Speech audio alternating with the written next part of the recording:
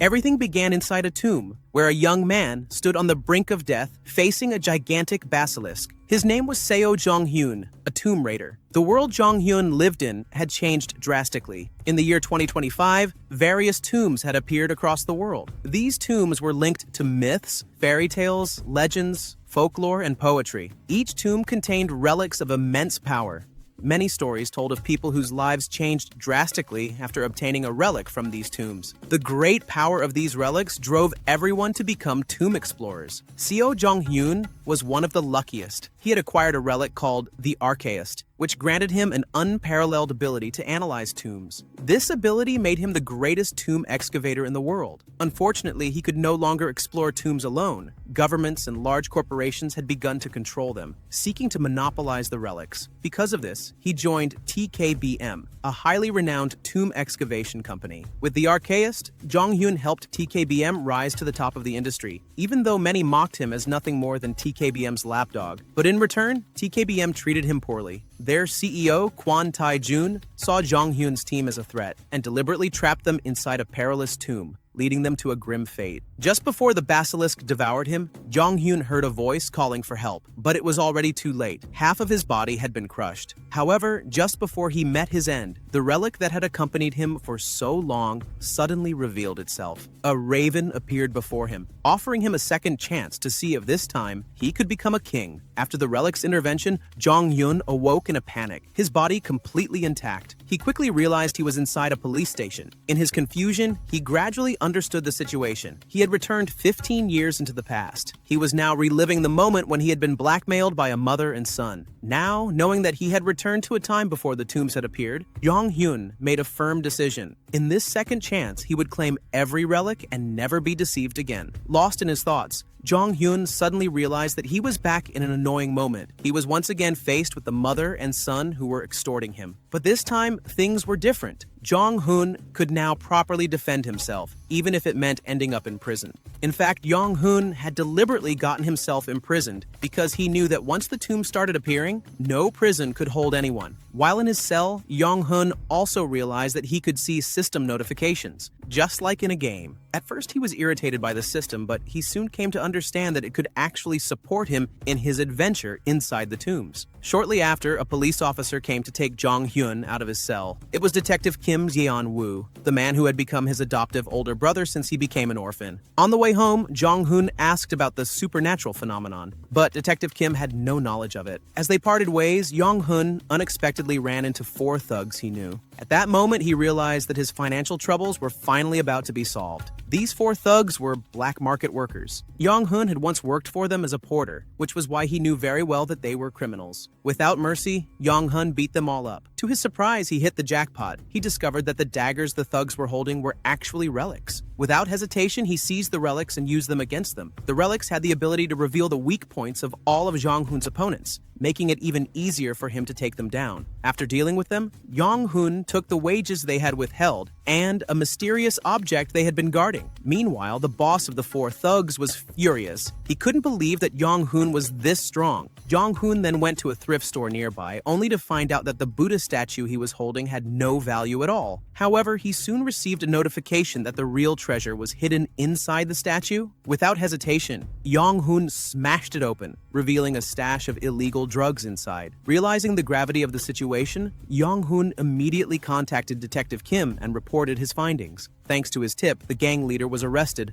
along with all the evidence that Jong Hyun had uncovered. According to the local law, whistleblowers in such cases could receive a reward of up to 100 million yen. With that in mind, Jong Hyun walked home with a beaming smile, knowing he was about to come into a fortune. Unfortunately, as he arrived at his house, his excitement quickly turned into shock. His home had vanished, swallowed by a massive mound of earth. The people in the area were, of course, in a panic, especially with the military aiming their weapons, making everything even more chaotic. That was why Jong Hyun struck the uniformed man and demanded an explanation. He soon discovered that the Korean government was collaborating with foreign entities to resolve the phenomenon. On the other side, Linda Walker, an American agent, and Abe Kiyoshi from Japan met. Both of them were foreign operatives who already knew about the existence of the tomb and the relics that might be inside. However, they were competing against each other and had no intention of cooperating. Upon learning this, Jong Hyun realized he had to move quickly to find the entrance to the tomb. Jong Hyun eventually obtained the tomb glyph, an inscription that detailed everything about the tomb. Around this time, Jong Hyun also acquired his second skill. After searching for quite some time, Jong Hyun finally found the tomb's entrance. Using the relic dagger he held, a massive explosion occurred. When the tomb opened, agents from America and Japan also realized that the entrance had been unsealed. Both of them rushed toward the tomb's entrance, knowing they had to jump down. Upon reaching the bottom, they found the tomb flooded with water. Aware of this, Jong Hyun activated the tomb's trap. Water surged inside, sweeping away the American and Japanese agents. As he ventured deeper, Jong Hyun arrived at a vast pool and presented his relic. A giant serpent emerged and asked, "Which dagger belongs to you, Jong Hyun? The gold one or the silver one?" Jong Hyun recognized this as a trap, inspired by the tale of Hermes and the cute woodcutter. Refusing both, he instead took his original relic. However, the moment he grasped his dagger, he launched an attack on the tomb's guardian. The guardian fought back, but Jong Hyun knew exactly what to do.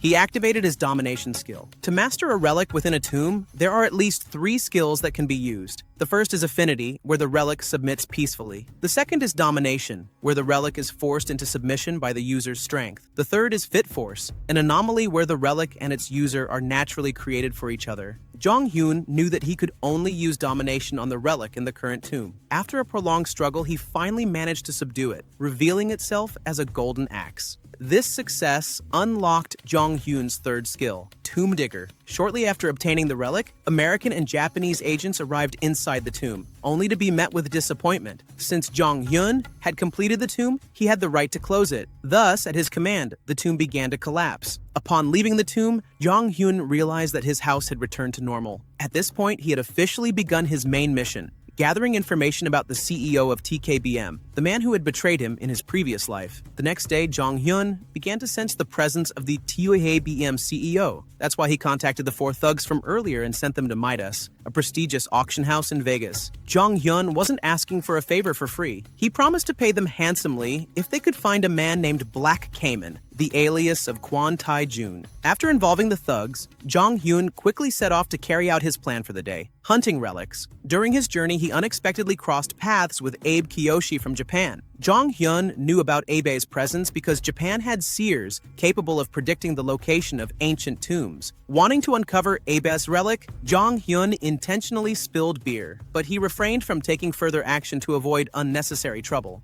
Shortly after they parted ways, Abe received a phone call from a Japanese seer, informing him that the previous relic conqueror was none other than Jong Hyun, the very man he had just encountered. After arriving at the site where the tomb was set to appear, Jong Hyun once again encountered Abe. However, before Abe could do anything, the tomb's entrance suddenly opened and exploded. It turned out that they had entered the cursed sword tomb of Muramasa. This tomb originated from the legend of a Japanese swordsmith family that was exterminated by Ieyasu Tokugawa through a sword known as Muramasa. Because of this, the tomb was filled with traps and broken swords scattered throughout its interior. Jong Hyun also started to feel a dense poison spreading inside, forcing him to hurry. Abe, who was there, attempted to use his gun, but it backfired and exploded on its own. Modern weapons were useless inside the tomb. Seizing the opportunity, Jong Hyun threw Abe into a pit filled with living corpses, trapping him and rendering him unable to move. Venturing deeper, Jong Hyun obtained 2 additional relics, a bracelet and a mochi.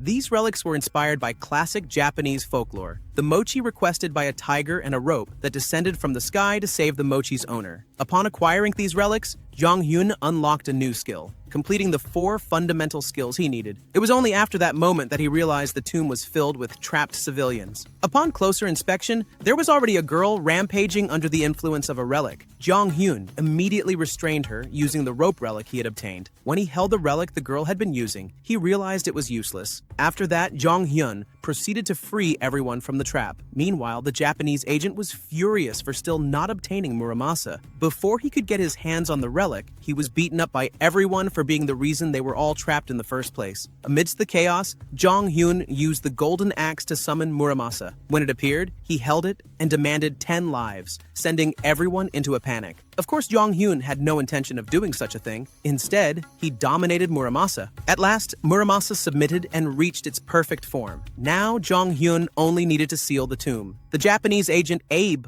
also wanted to escape, but upon hearing that he had been working with TKBM, Jong Hyun kicked him back inside just as the tomb collapsed. After leaving the tomb, it was revealed that relics could move on their own, like Muramasa, which was displeased about being kept in a bag and ended up being thrown into a closet. At this moment, Jong Hyun also realized that he had sustained injuries due to the side effects of domination. These wounds could worsen over time, but he had no other options. Just then, the system sent Jong Hyun a notification regarding affinity and domination. Without hesitation, he chose domination, as it was the ability he frequently relied on. As a result, he received a pill that granted immunity to domination side effects. Jong Hyun immediately recognized that this pill was ridiculously overpowered. After Muramasa's tomb was sealed, the event became an international headline. Japan was blamed for endangering civilians, which enraged the Japanese government. In response, Boss Ob vowed to capture Jong Hyun in the near future. Meanwhile, Jong Hyun received a call from one of his hired thugs in Vegas, informing him that the person he was searching for was likely there. However, Jong Hyun couldn't leave immediately, as he had just received a notification that an S-rank relic user had marked him. Realizing the danger, he decided to delay his trip to Vegas and prepare for his next move. The S-rank relic mentioned in Jong Hyun's notification turned out to be a book titled The Future, written by Shotoku Fusa. This relic did not emerge from a tomb, but instead chose its own owner. Its current owner was Sasaki Yuki. No matter what Yuki did, whether he ran, buried it, or threw it away, the book would always reappear. The Japanese government, aware of the relic's existence, decided to sponsor Yuki's improved lifestyle. Unfortunately, in Jong Hyun's previous life, this book also led to Yuki's tragic end. Now, Yuki had grown up and had an important duty, reading the future for the Japanese government. However, today's prophecy was terrifying. He foresaw that he would meet his end at the hands of a Korean. This was due to Jong Hyun arriving in Japan on that very day. Naturally, the Japanese government was on high alert. They set a trap for Jong Hyun in a sushi shop, using Yuki as bait. Unexpectedly, instead of cooperating, Yuki became mesmerized by Jong Hyun's handsome face and shut the door to the room. Seizing the opportunity, Jong Hyun attacked everyone outside and took Yuki with him, escaping from the restaurant.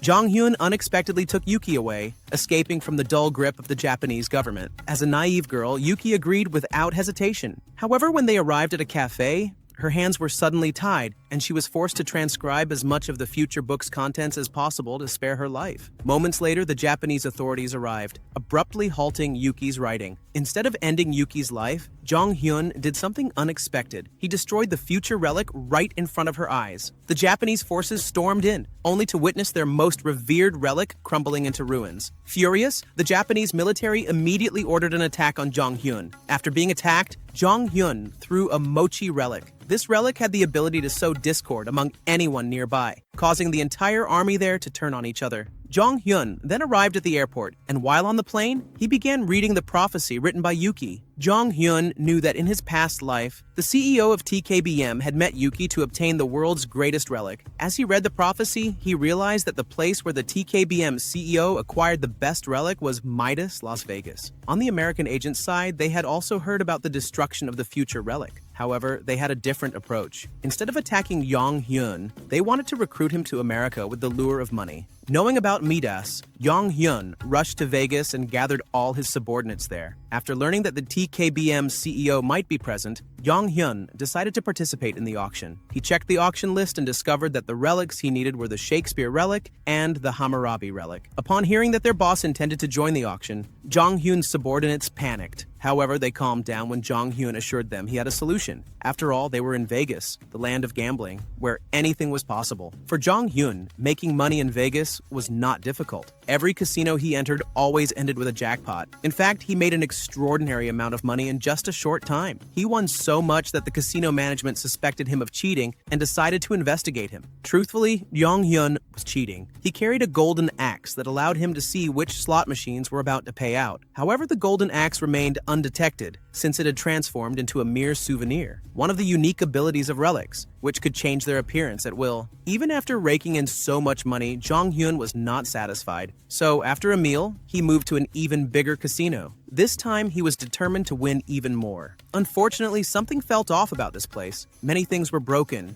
and the atmosphere was strange. Jong Hyun quickly realized that there was a relic nearby. That relic turned out to be a silver sword. While the golden axe revealed luck, the silver sword had the ability to expose misfortune. It wasn't long before Jong Hyun noticed a beautiful girl named Irene Horton. In Jong Hyun's previous life, Irene was known as one of the kings due to her body's resemblance to a relic. She was infamous as the king of bankruptcy. Anyone or anything near her would be struck by misfortune. Realizing this, Jong Hyun wanted to leave the casino as fast as possible. But something unexpected happened. Irene suddenly reached for his hand, her face lighting up with happiness. When he held her, the system notified Jong Hyun that his strength was drastically declining. That's why he brushed off Irene's hand and tried to escape. However, Jong Hyun's subordinates refused to let Irene be left behind. Unfortunately for them, they were the ones who ended up unlucky. Jong Hyun then warned everyone to stay away from Irene. Jong Hyun headed to the auction house. There, he hit the jackpot after encountering Yoon Si-woo, the son-in-law of TKBM's CEO.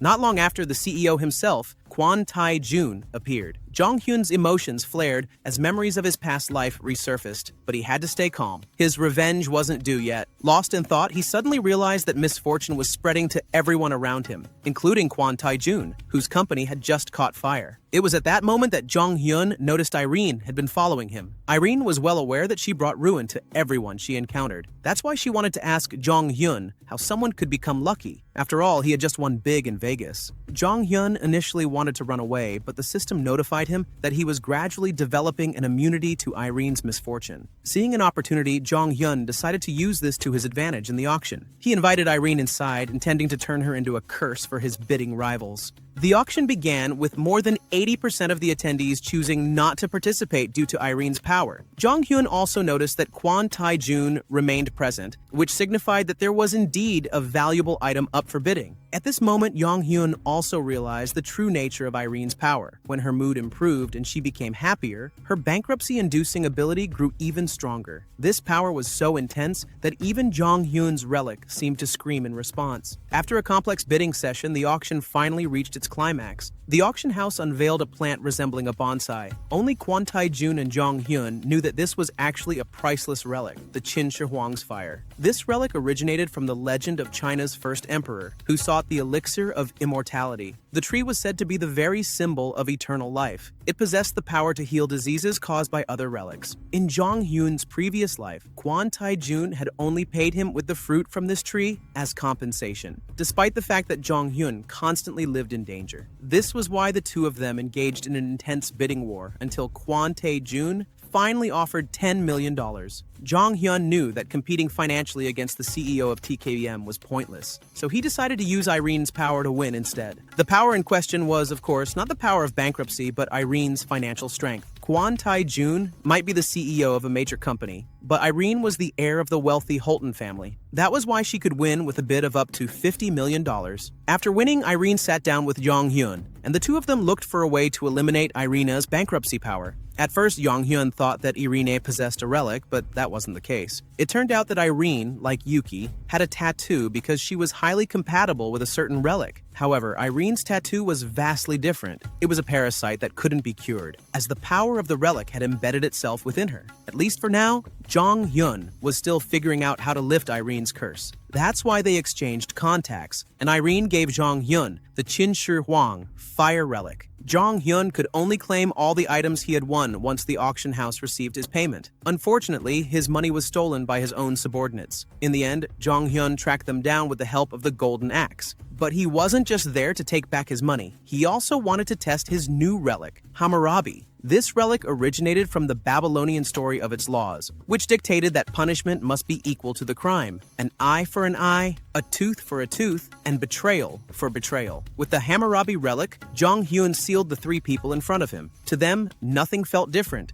But in reality, Jong Hyun had already established a subordinate contract with two of them. He had no intention of torturing them. On the contrary, he even promised fair wages if they did their job well, along with a decent place to live. That was why they all agreed. And Jong Hyun also took the opportunity to tell them that the world was about to change. The next day, Jong Hyun assigned his subordinates to take care of Qin Shi Huang's fire. The night before, he had tried to control the relic using domination, but it was unsuccessful. Surprisingly, his subordinates turned out to be more more compatible with handling Qin Shi Huang's fire, as the relic seemed pleased with them. Shortly after, Jong Hyun received a call from Kwon Taek-jun. The man had used his network to gather information about Jong Hyun and was now offering a deal to obtain Qin Shi Huang's fire. However, Jong Hyun couldn't care less and immediately hung up. This, of course, enraged Kwon Taek-jun, especially toward his son-in-law who had held him back at the auction. Feeling responsible, the son-in-law swore that he would obtain the Qin Shi Huang relic himself. Jong Hyun already knew he would be targeted, so he had prepared a trap in advance. The two finally met in an underground bar where Yoon Si-woo confronted Jong Hyun directly. But Jong Hyun knew exactly how to defeat him with ease. In Jong Hyun's previous life, Yoon Si-woo was known as a hot-tempered man. He once felt jealous of Jong Hyun because he was fired while Jong Hyun was promoted. When he attempted to attack, Yoon Si-woo couldn't use his relic due to his overwhelming emotions. The use of relics highly depends on the emotional state of the user. That's why Jong Hyun immediately provoked Yoon Si-woo. As a result, when Yoon Si-woo tried to use his relic, he couldn't do anything.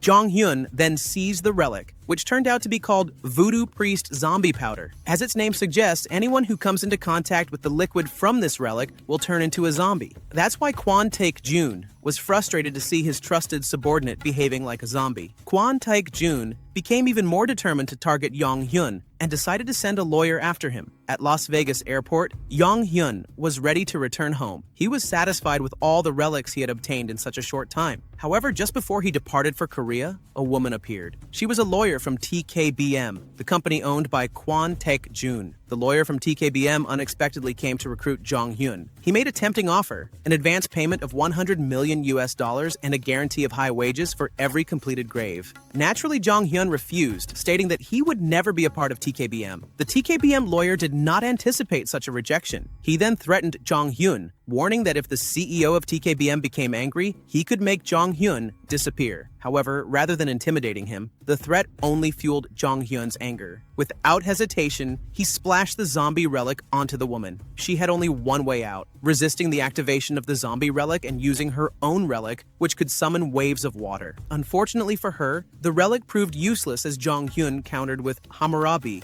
Not far from the scene, CEO Quac realized that his subordinate had been defeated. Now victorious, Jong Hyun examined the relic he had acquired. However, before he could process everything, a familiar voice suddenly echoed. It was the crow responsible for his reincarnation. The crow warned Jong Hyun that a great danger was approaching. Before he had time to react, CEO Quac had already arrived at the scene. He knew that this moment had been foretold, a time when the existence of relics would be revealed to the entire world. The air grew tense as the two faced each other. Jong Hyun made the first move, threatening Quac, but the CEO of TKBM remained unfazed. Instead, he activated his relic's power, only to find that it had no effect on Jong Hyun. In a swift motion, Jong Hyun snatched a relic from CEO Quac's suit, making the CEO even more furious. Kwon Taek-jun, who had lost his relic, did not appear too panicked. He was confident that he could overpower Jong Hyun with his own relic. Jong Hyun also knew that Kwon Taek-jun was not using just one relic. As the battle began, Kwon Taek-jun was shocked by how long Jong Hyun could endure. Just as he was about to increase his power, a crow relic suddenly appeared between them. Kwon Taek-jun was mesmerized and attempted to dominate the relic. However, his power triggered an unforeseen event, something beyond anyone's expectations. The system warned Jong Hyun that the Tomb of the Eternal Relics was about to appear. Jong Hyun immediately realized that this so-called Tomb of the Eternal Relics referred to the Tomb of the Egyptian gods, which in his past life had marked the beginning of relics emerging all over the world. Knowing that they would soon be trapped in a tomb filled with powerful relics, Jong Hyun ordered his team to pack up and leave. However, Kwon Taek-jun, still present, was unwilling to let that happen and used his relic once more to suppress Jong Hyun. But before he could finish his move, another relic appeared in their midst. This time, it was an Egyptian god relic, Seth, a white dog symbolizing destruction and evil. Alongside him was a black dog, Anubis, the god of death and funerals. Anubis wore a golden necklace adorned with a green gemstone, the relic of Osiris, the Egyptian god of abundance and eternal life. At that moment, Jong Hyun realized he was in a dire situation. Not only did he have to deal with Kwon Taek-jun, but he also had to face 3 eternal relics at once. When attacked by the eternal relic, everyone collapsed in weakness, including Kwon Taek-jun. Everyone except Jong Hyun, who remained standing tall. Both Seth and Anubis were shocked by Jong Hyun's strength. Their surprise grew even more when Seth launched an attack, only for Jong Hyun to counter it using Hammurabi. Seth was startled. Hammurabi was a relic far weaker than him, yet in Jong Hyun's hands, it was unexpectedly effective. Anubis, witnessing the situation, suggested that they should use their full power. However, Seth refused, not wanting to exhaust themselves unnecessarily. He also noticed something unusual. Jong Hyun carried the scent of the crow relic. This revelation stunned Anubis as well, since every relic knew that the crow relic was supposed to be sealed away. Seeing the tension between the two, Jong Hyun recalled that Egyptian relics never had a good relationship with each other.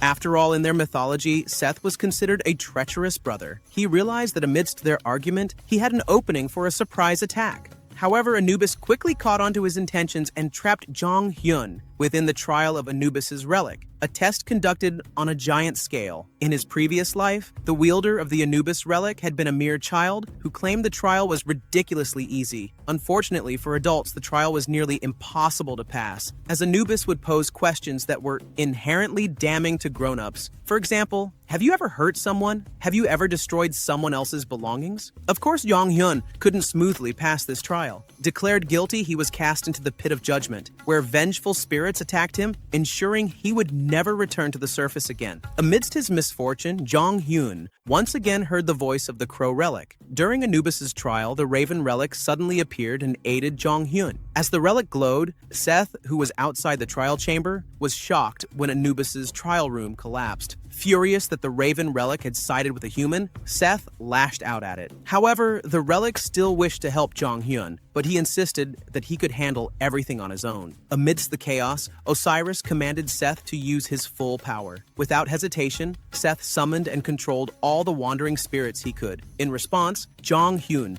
wielded Muramasa to fight back. Seeing this, Seth raised the challenge's difficulty by wrapping all the relics and spirits into a giant mummy, making it impossible for Jong Hyun to determine where the Egyptian god relics were hidden. But Jong Hyun had a solution. Using the golden axe and silver axe, he managed to locate the relics of Seth and Osiris. However, instead of immediately defeating the remaining Anubis relic, Jong Hyun demanded that Anubis reopen his trial chamber, this time under Jong Hyun's authority. By answering all of Anubis's questions, Jong Hyun successfully conquered the eternal Egyptian relic. With this, Anubis's tomb had been completed. Jong Hyun then began sealing the tomb. CEO Quac, who was present, was naturally shocked by what he had witnessed. That was why he wanted to recruit Jong Hyun into TKBM, offering a price even higher than before. However, Jong Hyun, who harbored a deep grudge against TKBM, was immediately enraged. Without hesitation, he attacked CEO Quac. Although CEO Quac took a direct hit, his Achilles relic granted him immortality. Jong Hyun was already aware of this, but he had another way to win. He unleashed the full power of Muramasa. The sword had a unique ability. The stronger its opponent, the more frenzied it became. Jong Hyun then launched an attack that triggered a massive explosion. The intensity of their battle kept escalating. Trapped in a corner, CEO Quac began attacking recklessly. Jong Hyun countered his relentless assaults with Hammurabi. Using a combination of Muramasa and Hammurabi, Jong Hyun managed to defeat CEO Quac, but at the cost of his two precious relics being destroyed. Though CEO Quac had been defeated due to the Achilles relic, this was clearly not the end for the TKBM CEO. Jong Hyun knew that his revenge was far from over. With that in mind, he left the scene along with all his subordinates. The next day, news about tombs and relics flooded media outlets worldwide. Jong Hyun explained to his subordinates that from now on, the world would undergo a drastic change due to the existence of relics. He also informed them that his own relics had been severely damaged from his battle against Quac Taik Jun. Although the damaged relics could still be used, they now came with certain limitations. After giving his explanations, Jong Hyun made a phone call to Irene Holton. He told her that he might have a solution for her curse, but he first needed to find someone. Jong Hyun was searching for a Korean man named Yu Jae-ha, one of the best relic restorers he knew. Jae-ha had once been a key figure under Jae-hoon at TKBM in the past. Unfortunately, finding him was not easy, especially since Jae-ha had gained an infamous nickname, the King of Conmen. After speaking with Irene, the two agreed to meet. Irene arrived at Jong Hyun's location in a private helicopter, clear evidence of her immense wealth. During their meeting, Irene was shown a picture of Yu Jae-ha. To Jong Hyun's surprise, Irene revealed that she had met Jae-ha before. Just last month, the so-called King of Con Men had swindled her older brother out of a staggering $20 million,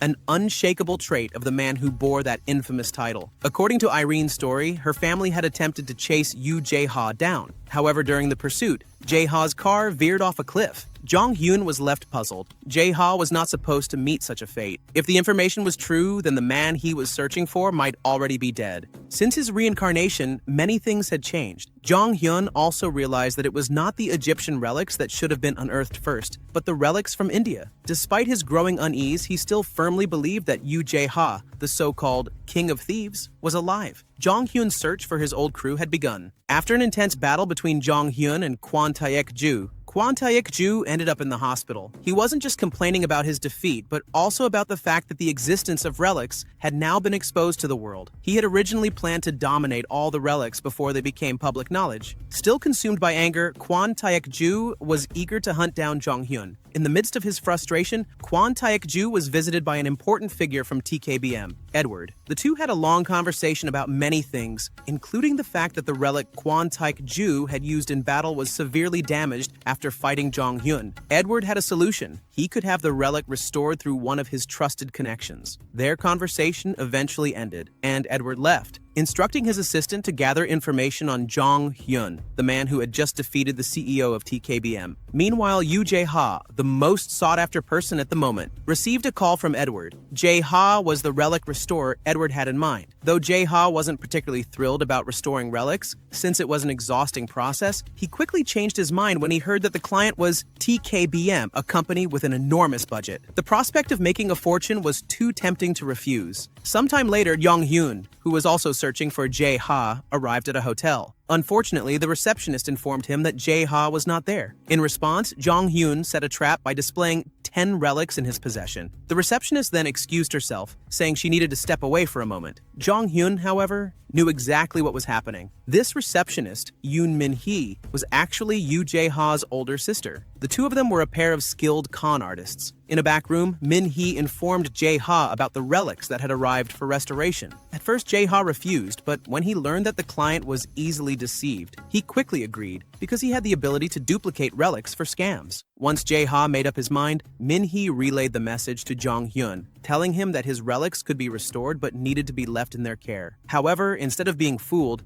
Jong Hyun was actually pleased, because it meant Jae-ha was still alive, and he now had a lead on the whereabouts of the King of Thieves. Yu Jae-ha's face lit up with excitement as he saw a dozen high-quality relics before him. He had hit the jackpot. While Jae-ha could duplicate relics, not only their form but also their function, their power was significantly weaker. Once the restoration was complete, Min-hee took out the fake relics for Jong Hyun. However, upon realizing he had been tricked, Jong Hyun flew into a rage, terrifying Min-hee to the point that she revealed the location of Jae-ha's room. Jong Hyun stormed in and immediately used his rope relic. Bound tightly, Jae-ha was powerless as Jong Hyun took back all of his relics. Not stopping there, Jong Hyun forcefully used the Shakespeare relic to impose a slave contract on Jae-ha. On the surface, the contract didn't seem too bad. Jong Hyun promised Jae-ha comfort, security, and a staggering $60 million in monthly commissions. But Jae-ha still wanted to escape. He longed to be a free man. Seeing Jae-ha's resistance, Jong Hyun recalled the tragic story behind him. Jae-ha had once been a brilliant young painter at a top American university. Unfortunately, his career was destroyed when his own teacher, John Richard, claimed his artwork as his own. Devastated, Jae-ha dropped out of school and turned to forgery, which eventually led him to the forger's relic. With such a dark past, it was no surprise that Jae-ha wasn't easy to convince. But where had the so-called King of Thieves escaped to? It turned out that Jae-ha had fled to make a phone call. On the other end of the line was none other than Quac Tae-joon, ready to strike a deal with Jae-ha. Still on the phone,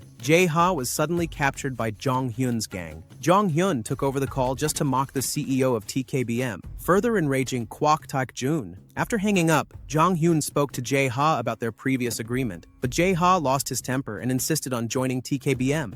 Provoking him, Jong Hyun mentioned the name Jean Richard. That name alone made Jae-ha furious, and he tried to attack Jong Hyun, but failed. Jong Hyun then revealed a harsh truth. Richard could perfectly duplicate Jae-ha's artwork because he was a relic user. That was why Jong Hyun offered to expose Richard's lies and restore Jae-ha's reputation as a genius painter. Hearing this, Jae-ha hesitated, still considering whether to side with Jong Hyun. Growing impatient with the negotiation, Jong Hyun left the choice in Jae-ha's hands and walked out of the hotel. A while later, Jae-ha met with the CEO of TKBM. He agreed to become TKBM's personal relic restorer, but only under the condition that they help him expose Richard as a fraud. Unfortunately, Quac Taek-jun only laughed at him. Why? Because TKBM was actually on friendly terms with Richard. In fact, they were about to establish the Pandora organization to monopolize relics. Jae-ha was visibly disappointed and attempted to leave the room, but before he could, he was restrained and intended to be. After taking down all the TKBM guards and ejecting Quac Taek-jun, Jong Hyun escaped with Jae-ha. At Jong Hyun's place, Jae-ha agreed to be assigned as a relic restorer, as per their agreement. However, since Jong Hyun had saved him, he demanded that all relic restorations be completed in just one day. Jae-ha immediately protested, estimating that it would take a month to restore all the relics. But Jong Hyun challenged him, claiming that he could restore the relics quickly using Jae-ha's own relic. Jae-ha didn't believe him and bet that if Jong Hyun succeeded, he wouldn't ask for payment. To Jae-ha's shock, Jong Hyun actually managed to do it using domination, leaving Jae-ha stunned. While Jong Hyun was indeed capable of restoring relics, the process was an immense burden on him, which was why he needed Jae-ha. Having lost the bet, Jae-ha had no choice but to comply. As he left Jae-ha's room, Jae-ha's phone suddenly rang.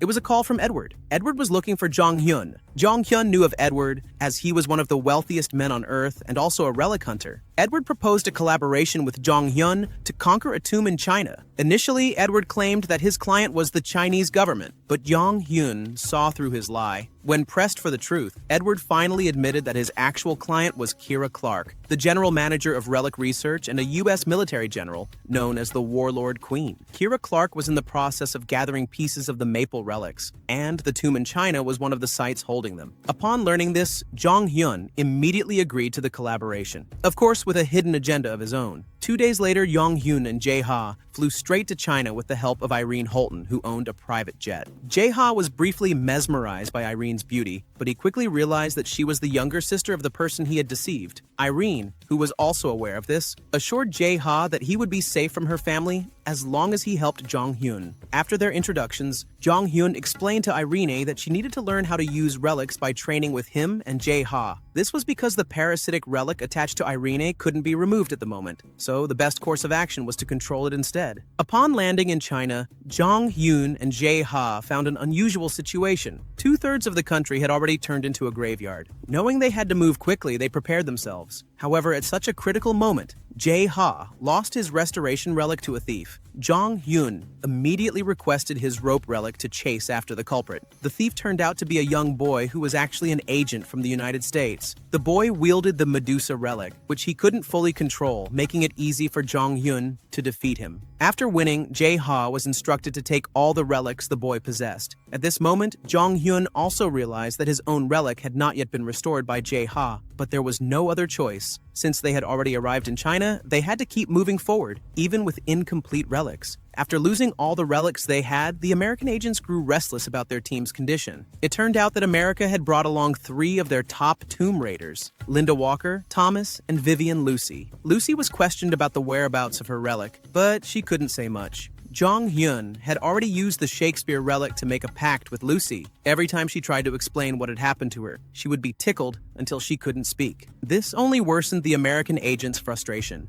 Meanwhile, in a separate location, Jong Hyun and Jae-ha boarded a ship to enter the tomb's territory. Still navigating the waters, they realized that the tomb they were headed to had expanded in size. Because of this, their ship was attacked by sea creatures emerging from the tomb. The people who were attacked went insane, but Jong Hyun managed to escape the situation using the Shakespeare relic. It turned out that the tomb relic recognized Jong Hyun, because the relics had already been discussing how the crow relic had chosen a new owner. Jong Hyun then provoked this tomb relic, hoping to uncover the identity of the crow relic. It was revealed that the crow relic was one of the most powerful relics, capable of devouring other relics. As a formidable relic, it was despised by the others because it aided humans. For this reason, the crow relic had been trapped and its owner had been destroyed by the other relics. Jong Hyun then realized that the last tomb that had trapped him with the giant serpent had a different interior design. He was now certain it was the very place where the crow relic had been imprisoned. After gathering all the information he needed, Jong Hyun continued provoking the tomb relic in China. In response, the relic sent its army of sea monsters to attack him. Their conversation came to an abrupt end. The two of them fought relentlessly, and even Jong Hyun's newly repaired relic was destroyed once again. With no other options left, they had only one choice: to flee. However, as they were escaping, they ran into an American agent seeking revenge. Here, Agent Thomas from America confronted Jong Hyun. Thomas was an A-class relic user with formidable combat skills, forcing Jong Hyun to be cautious in battle. But it didn't take long. Jong Hyun managed to defeat Thomas, seize his relic, and escape on a small boat with Jae-ha. The American forces intended to pursue them, but Jong Hyun used his rope relic to hurl Linda into the ocean, halting the agent's chase. Upon reaching the inner chamber of the tomb, Jong Hyun arrived at the relic's location, which appeared as a giant tree. The relic's trial required him to pray until it was satisfied. However, Jong Hyun had a different solution. He was going to cut it down. After cutting down the tree earlier, the relic that appeared was a map originating from the Ming Empire's story. It was said that the Ming Emperor once ordered more than 60 ships to sail in search of treasures across various parts of the world, achieving great success. That's why this relic map was valuable. It could reveal various treasures related to relics. Once restored, the relic could be used properly. Irene, who had just tried using it, was able to see the location of the relic connected to her curse. It was in Turkey. That's why their next destination was Turkey. However, before departing, Jong Hyun ordered Jae-ha to duplicate the map and hand it over to the Americans. Jae-ha was, of course, terrified, as he had to deceive a superpower nation and its general, Kira. But Jong Hyun insisted it had to be done because Kira was ambitious about monopolizing relics. She was actively searching for all the relic maps, and the one she desired most was the Columbus relic, a relic that revealed the locations of all tombs and scattered relics. After duplicating the relic map Kira wanted and handing it over to the American agents, Jong Hyun, Jae-ha, and Irene enjoyed their lives as VIP guests of Edward. Unfortunately, it didn't take long before Edward faced protests from the Americans over the missing map, and even the British Prime Minister had disappeared. Furious, Edward lashed out at Jong Hyun. But in the midst of Edward's anger, Jong Hyun only responded with a bright, carefree smile. It turned out that Jong Hyun had a plan. He instructed Edward to call Kira and connect the call to him. Once connected, Jong Hyun claimed that he could help Kira find the missing Prime Minister of the United Kingdom. He only needed access to the relic map that Kira possessed. At first, Kira didn't believe him, but Jong Hyun insisted that he could unlock the full potential of her relic map. Jae-ha and Edward were shocked to discover that Jong Hyun had such an ability, but after observing him, they realized he was lying. Kira, deceived by Jong Hyun's words, eventually agreed, but on one condition. Jong Hyun was not allowed to take any relics. He accepted the terms and they reached an agreement. They met at a hotel where Jong Hyun brought Jae-ha along. Upon arrival, they were greeted by a receptionist and two of Kira's subordinates. Jong Hyun then met Kira and began executing his plan. Jong Hyun wrote relic scripts on Kira's map, claiming that it could reveal the location of the missing prime minister. Of course, this was pure deception. Jong Hyun had already discovered the prime minister's whereabouts using a relic he had obtained earlier. That was how he could write down the exact coordinates so accurately. Unfortunately for him, even after completing the task, Kira refused to let him and Jae-ha leave. She ordered Jong Hyun to stay until the prime minister was successfully evacuated, all while teaching her the language of the relics. Still, Jong Hyun remained calm. Sometime later, Kira received confirmation that the prime minister had been successfully evacuated. However, she still refused to let Jong Hyun go. She wanted him to work for her so she could monopolize all relics. But Jong Hyun had no intention of complying and had already prepared an escape plan. Suddenly, chaos erupted. An explosion occurred, and Kira's subordinates went berserk, destroying their boss's relics. As it turned out, Jong Hyun had brought the Shakespeare relic and had been manipulating the people in the hotel. The receptionist had caused the explosion, while Kira's subordinates had unknowingly destroyed her relics. Taking advantage of the confusion, Jong Hyun and Jae-ha escaped using one of Jong Hyun's relics. After the dust settled, Kira contacted Jean Richard to find a relic restorer. She also informed him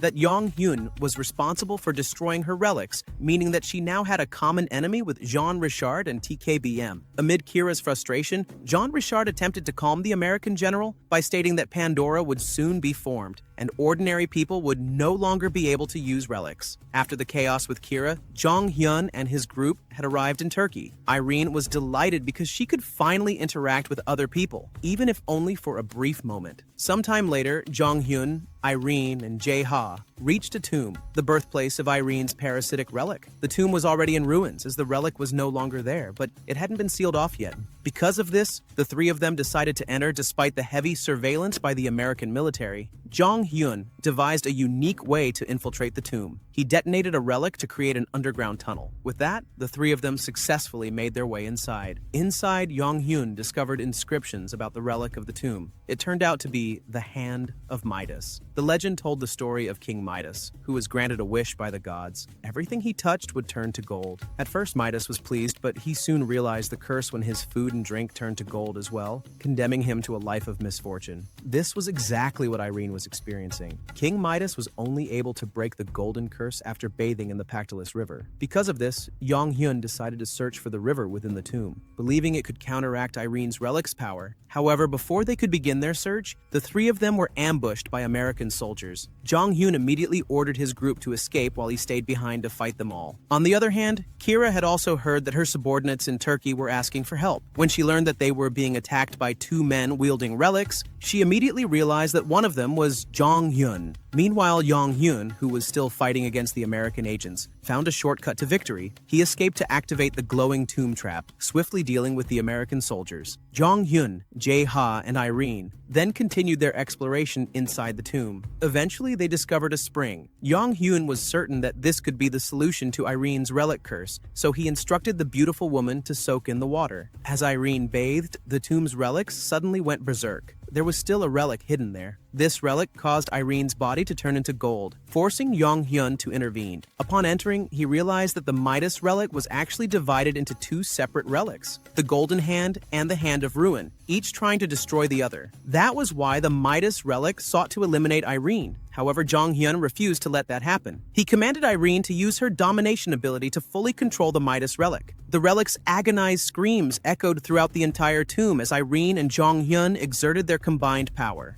Longer turned into gold. Naturally, she was overjoyed. She could finally control the relic of bankruptcy. Elsewhere, Kira was enraged when she received no confirmation from her strike team regarding Jong Hyun's presence at the Turkish tomb. She vowed to eliminate Jong Hyun and his group that very day. Back at Jong Hyun's location, a strange phenomenon occurred. The tomb began to tremble as if it were about to collapse under attack. Jong Hyun immediately realized that this was the power of Kira's strongest relic, the relic of Sekhmet. In Egyptian mythology, Sekhmet was the goddess of destruction, and this relic granted Kira the ability to attack her targets regardless of distance or time. A terrifying power, indeed. However, Jong Hyun had his own way of dealing with it. He used the relic of Hammurabi to withstand the tremors, and then activated the newly acquired tomb restoration skill. Eventually, they managed to escape safely. At the American agency's headquarters, chaos ensued. Despite Kira unleashing her ultimate attack, they were unable to locate Jong Hyun and his group. Frustration spread throughout the team, made worse by the side effects of the relic of Sekhmet. Each time Kira used it, she would regress into a baby until her strength was fully restored. Amid the commotion,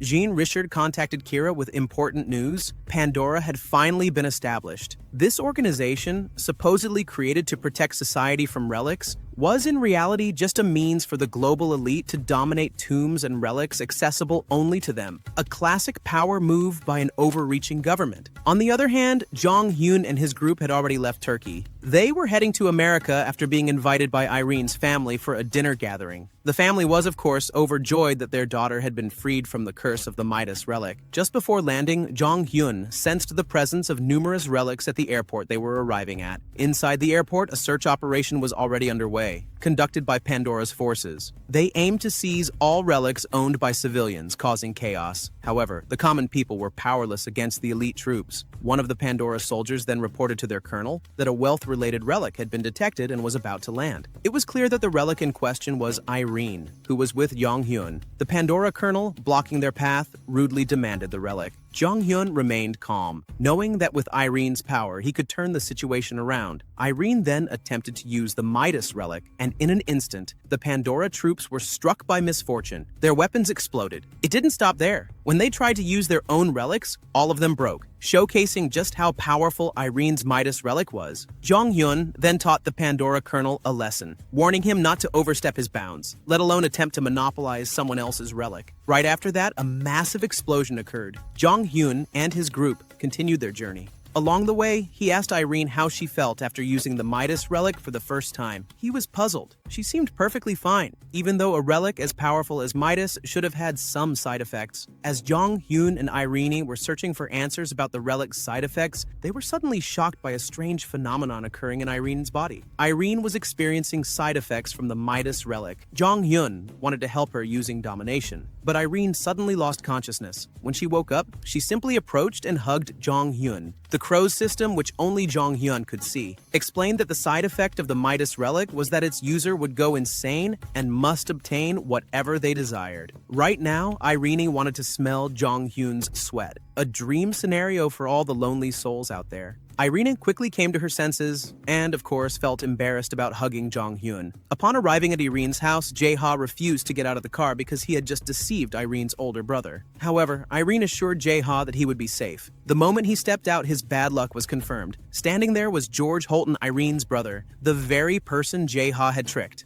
George was ready to explode at Jae-ha, but fortunately Jong Hyun was still able to negotiate. At first, George softened upon hearing that his sister had been freed from the relic's curse. However, in a matter of seconds, his anger flared up again. George realized that even though Irene was free, she was still holding onto a relic. The Holton family was known for being devoutly religious, considering relics to be objects of heresy. George's strong aversion to relics stemmed from his family's beliefs. However, despite his anger, he still let Jae-ha go. Here, George's extreme stance on relics raised questions in Jong Hyun's mind. He could tell that there was something deeper going on within the Holton family. Sensing that something was off, Jong Hyun immediately forced his way into the Holton family residence. As soon as he entered, he saw Irene's parents looking weak and helpless. George claimed he had no idea what had happened, even though they had been perfectly fine earlier. Jong Hyun then stated that Irene's parents were suffering from Relic syndrome. In his previous life, 1/3 of Earth's population had vanished due to this disease. Although he was familiar with the illness, he found it strange because the disease typically took years of exposure before reaching such a dire state. This realization led Jong Hyun to understand that the Holton family had been attacked using a relic capable of accelerating the effects of the disease. Determined to help, Jong Hyun promised that he could cure them, as the disease could only be treated using a healing relic. He possessed such a relic, the Qin Shi Huang Flame, but he had yet to master its use. Therefore, the group set out on a journey to find another relic that could trigger the Qin Shi Huang Flame, transforming it into a fully functional medical relic. The relic they were searching for was the Seobok relic. Seobok was a renowned physician and a trusted confidant of Qin Shi Huang, tasked with finding the elixir of immortality. However, Seobok never returned from his voyage. Many believe that Seobok had discovered the elixir but refused to hand it over to Qin Shi Huang. This story is what connects the Seobok relic to Qin Shi Huang's fire relic. The mission to find the Seobok relic began with Jong Hyun searching for a beggar. Who would have thought that the beggar he was looking for turned out to be Edward, who had fallen into poverty? The moment Edward saw Jong Hyun, he flew into a rage, blaming him for his downfall. However, Jong Hyun offered him a new future, but on one condition: information about the Seobok relic. Jong Hyun explained that the Seobok relic could serve as a medical relic, allowing them to establish a pharmaceutical company and become wealthy. Edward agreed, but unfortunately, he had already sold the information to Kira, who had now taken action. To Edward, Kira's approach seemed unusual. Rather than deploying American agents, she was using her private forces instead. Hearing this, Jong Hyun was actually pleased, and they immediately set off for Ghana, where the Seobok relic was located. Upon arriving in Ghana, Jong Hyun immediately spotted Kira's special forces and had already devised a plan. He would face them, starting with a card game. During a card game, Jong Hyun realized that Kira's subordinates were using a luck-based artifact. Kira's men were, of course, shocked, but there was nothing they could do about it. Moreover, the artifact they used was only grade C, while Jong Hyun used Midas Irene's relic to turn the situation around. That's why Jong Hyun wanted to extract information from them, but they refused.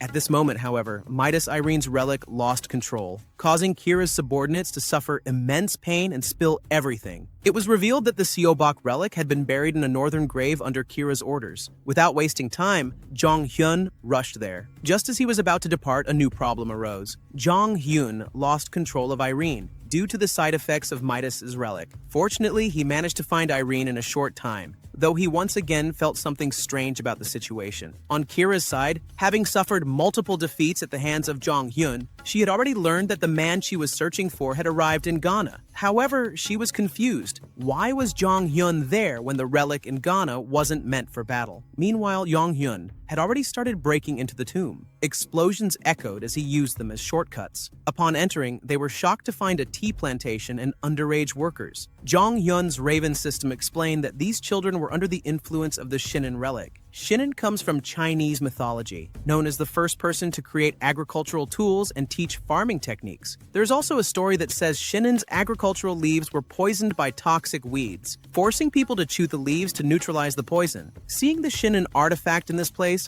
Jong Hyun became even more confused about Kira's true intentions for the tomb in Ghana. However, he set aside his confusion for now. He had to find the Sobok artifact first. The search was anything but easy, as they were suddenly attacked by the children inside. Amidst the commotion, Jong Hyun, unwilling to harm the children present, bound them all using his original artifact. With that taken care of, he could focus on searching for the relic he sought. It didn't take long for Jong Hyun to sense the relic's presence. To his surprise, the relic took the form of an earthworm. According to legend, Seobok was known as the Extorter because he left with a large sum of money from the Chinese Empire but never returned. Knowing this, Jong Hyun had prepared a vast amount of money, understanding that this relic had a strong affinity for wealth. The moment the relic saw $2 billion in cash, it reacted with excitement, yet it still refused to submit to Jong Hyun. However, once Irene Holton presented a land certificate, the relic immediately surrendered and submitted to Jong Hyun's group. Once tamed, Jong Hyun placed Seobok inside a jar. Its first task was to rescue all the children in the tomb and collect samples of the tea leaves they had harvested. Afterward, Jong Hyun instructed Jae-ha and Irene to escape first, as he still had unfinished business to attend to. Unfortunately, just as they parted ways, Jong Hyun found himself trapped inside a barrier that prevented his relic from leaving and accompanying him. The barrier had been created by the Shinan relic, the true owner of the tomb. It sought to consume Jong Hyun by manipulating the earth, roots, and everything within the area. Jong Hyun, however, knew exactly what he had to do. He had already pinpointed the location of the Shinan relic, which had taken the form of a tea tree. Shinan, believing he had the upper hand, was stunned when Jong Hyun unexpectedly used a relic to set the entire tea plantation ablaze. Enraged, Shinan retaliated by pulling Jong Hyun into a burial pit, a trap designed to imprison him forever. But did Shinan win? Absolutely not. Jong Hyun was even more reckless. He set the pit on fire, triggering a massive explosion inside the tomb. Moments later, Jong Hyun emerged from the ruins, having successfully obtained the Shinan relic and sealing the tomb shut. Now, all that was left was to hand over the relics to Jae-ha for restoration. With this, the expedition at the Ghanaian tomb was officially completed. Meanwhile, in Los Angeles, Jong Hyun's subordinates were guarding the flames of Qin Shi Huang. They acted as attendants to the relic, though at the end of the day, a job was still a job. One of them soon received a call from Jong Hyun, ordering them to relocate from Los Angeles to New York. Jong Hyun, Jae-ha, and Irene arrived in New York first, but many strange things started happening. Irene was unable to contact her family, who were supposed to pick them up, and Jong Hyun's subordinates were also unreachable. After landing, things became even stranger. Jong Hyun's men, who had arrived earlier in New York, had been taken by American agents to seize Qin Shi Huang's relic. This was something that couldn't be ignored, but unfortunately, Jong Hyun was stuck in traffic. In this situation, Irene, who was desperate to save her parents, started to panic. Without realizing it, she activated the Midas relic, making the situation even more chaotic. Luckily, Jong Hyun was there to calm her down, allowing her to suppress Midas's power. After analyzing the situation clearly, Jong Hyun decided to rescue his subordinates first. He used a relic he had obtained from the CEO of TKBM during their first meeting. This relic had an extraordinary teleportation ability. Not only did it instantly transport Jong Hyun to his subordinates, but it also sent all the American agents to Mongolia. This relic was called the God's Invitation, inspired by the ancient Japanese kamikaze concept, where people believed that gods could make them disappear and transport them elsewhere. After successfully saving all his subordinates, the Qin Shi Huang's fire relic was finally in Jong Hyun's hands.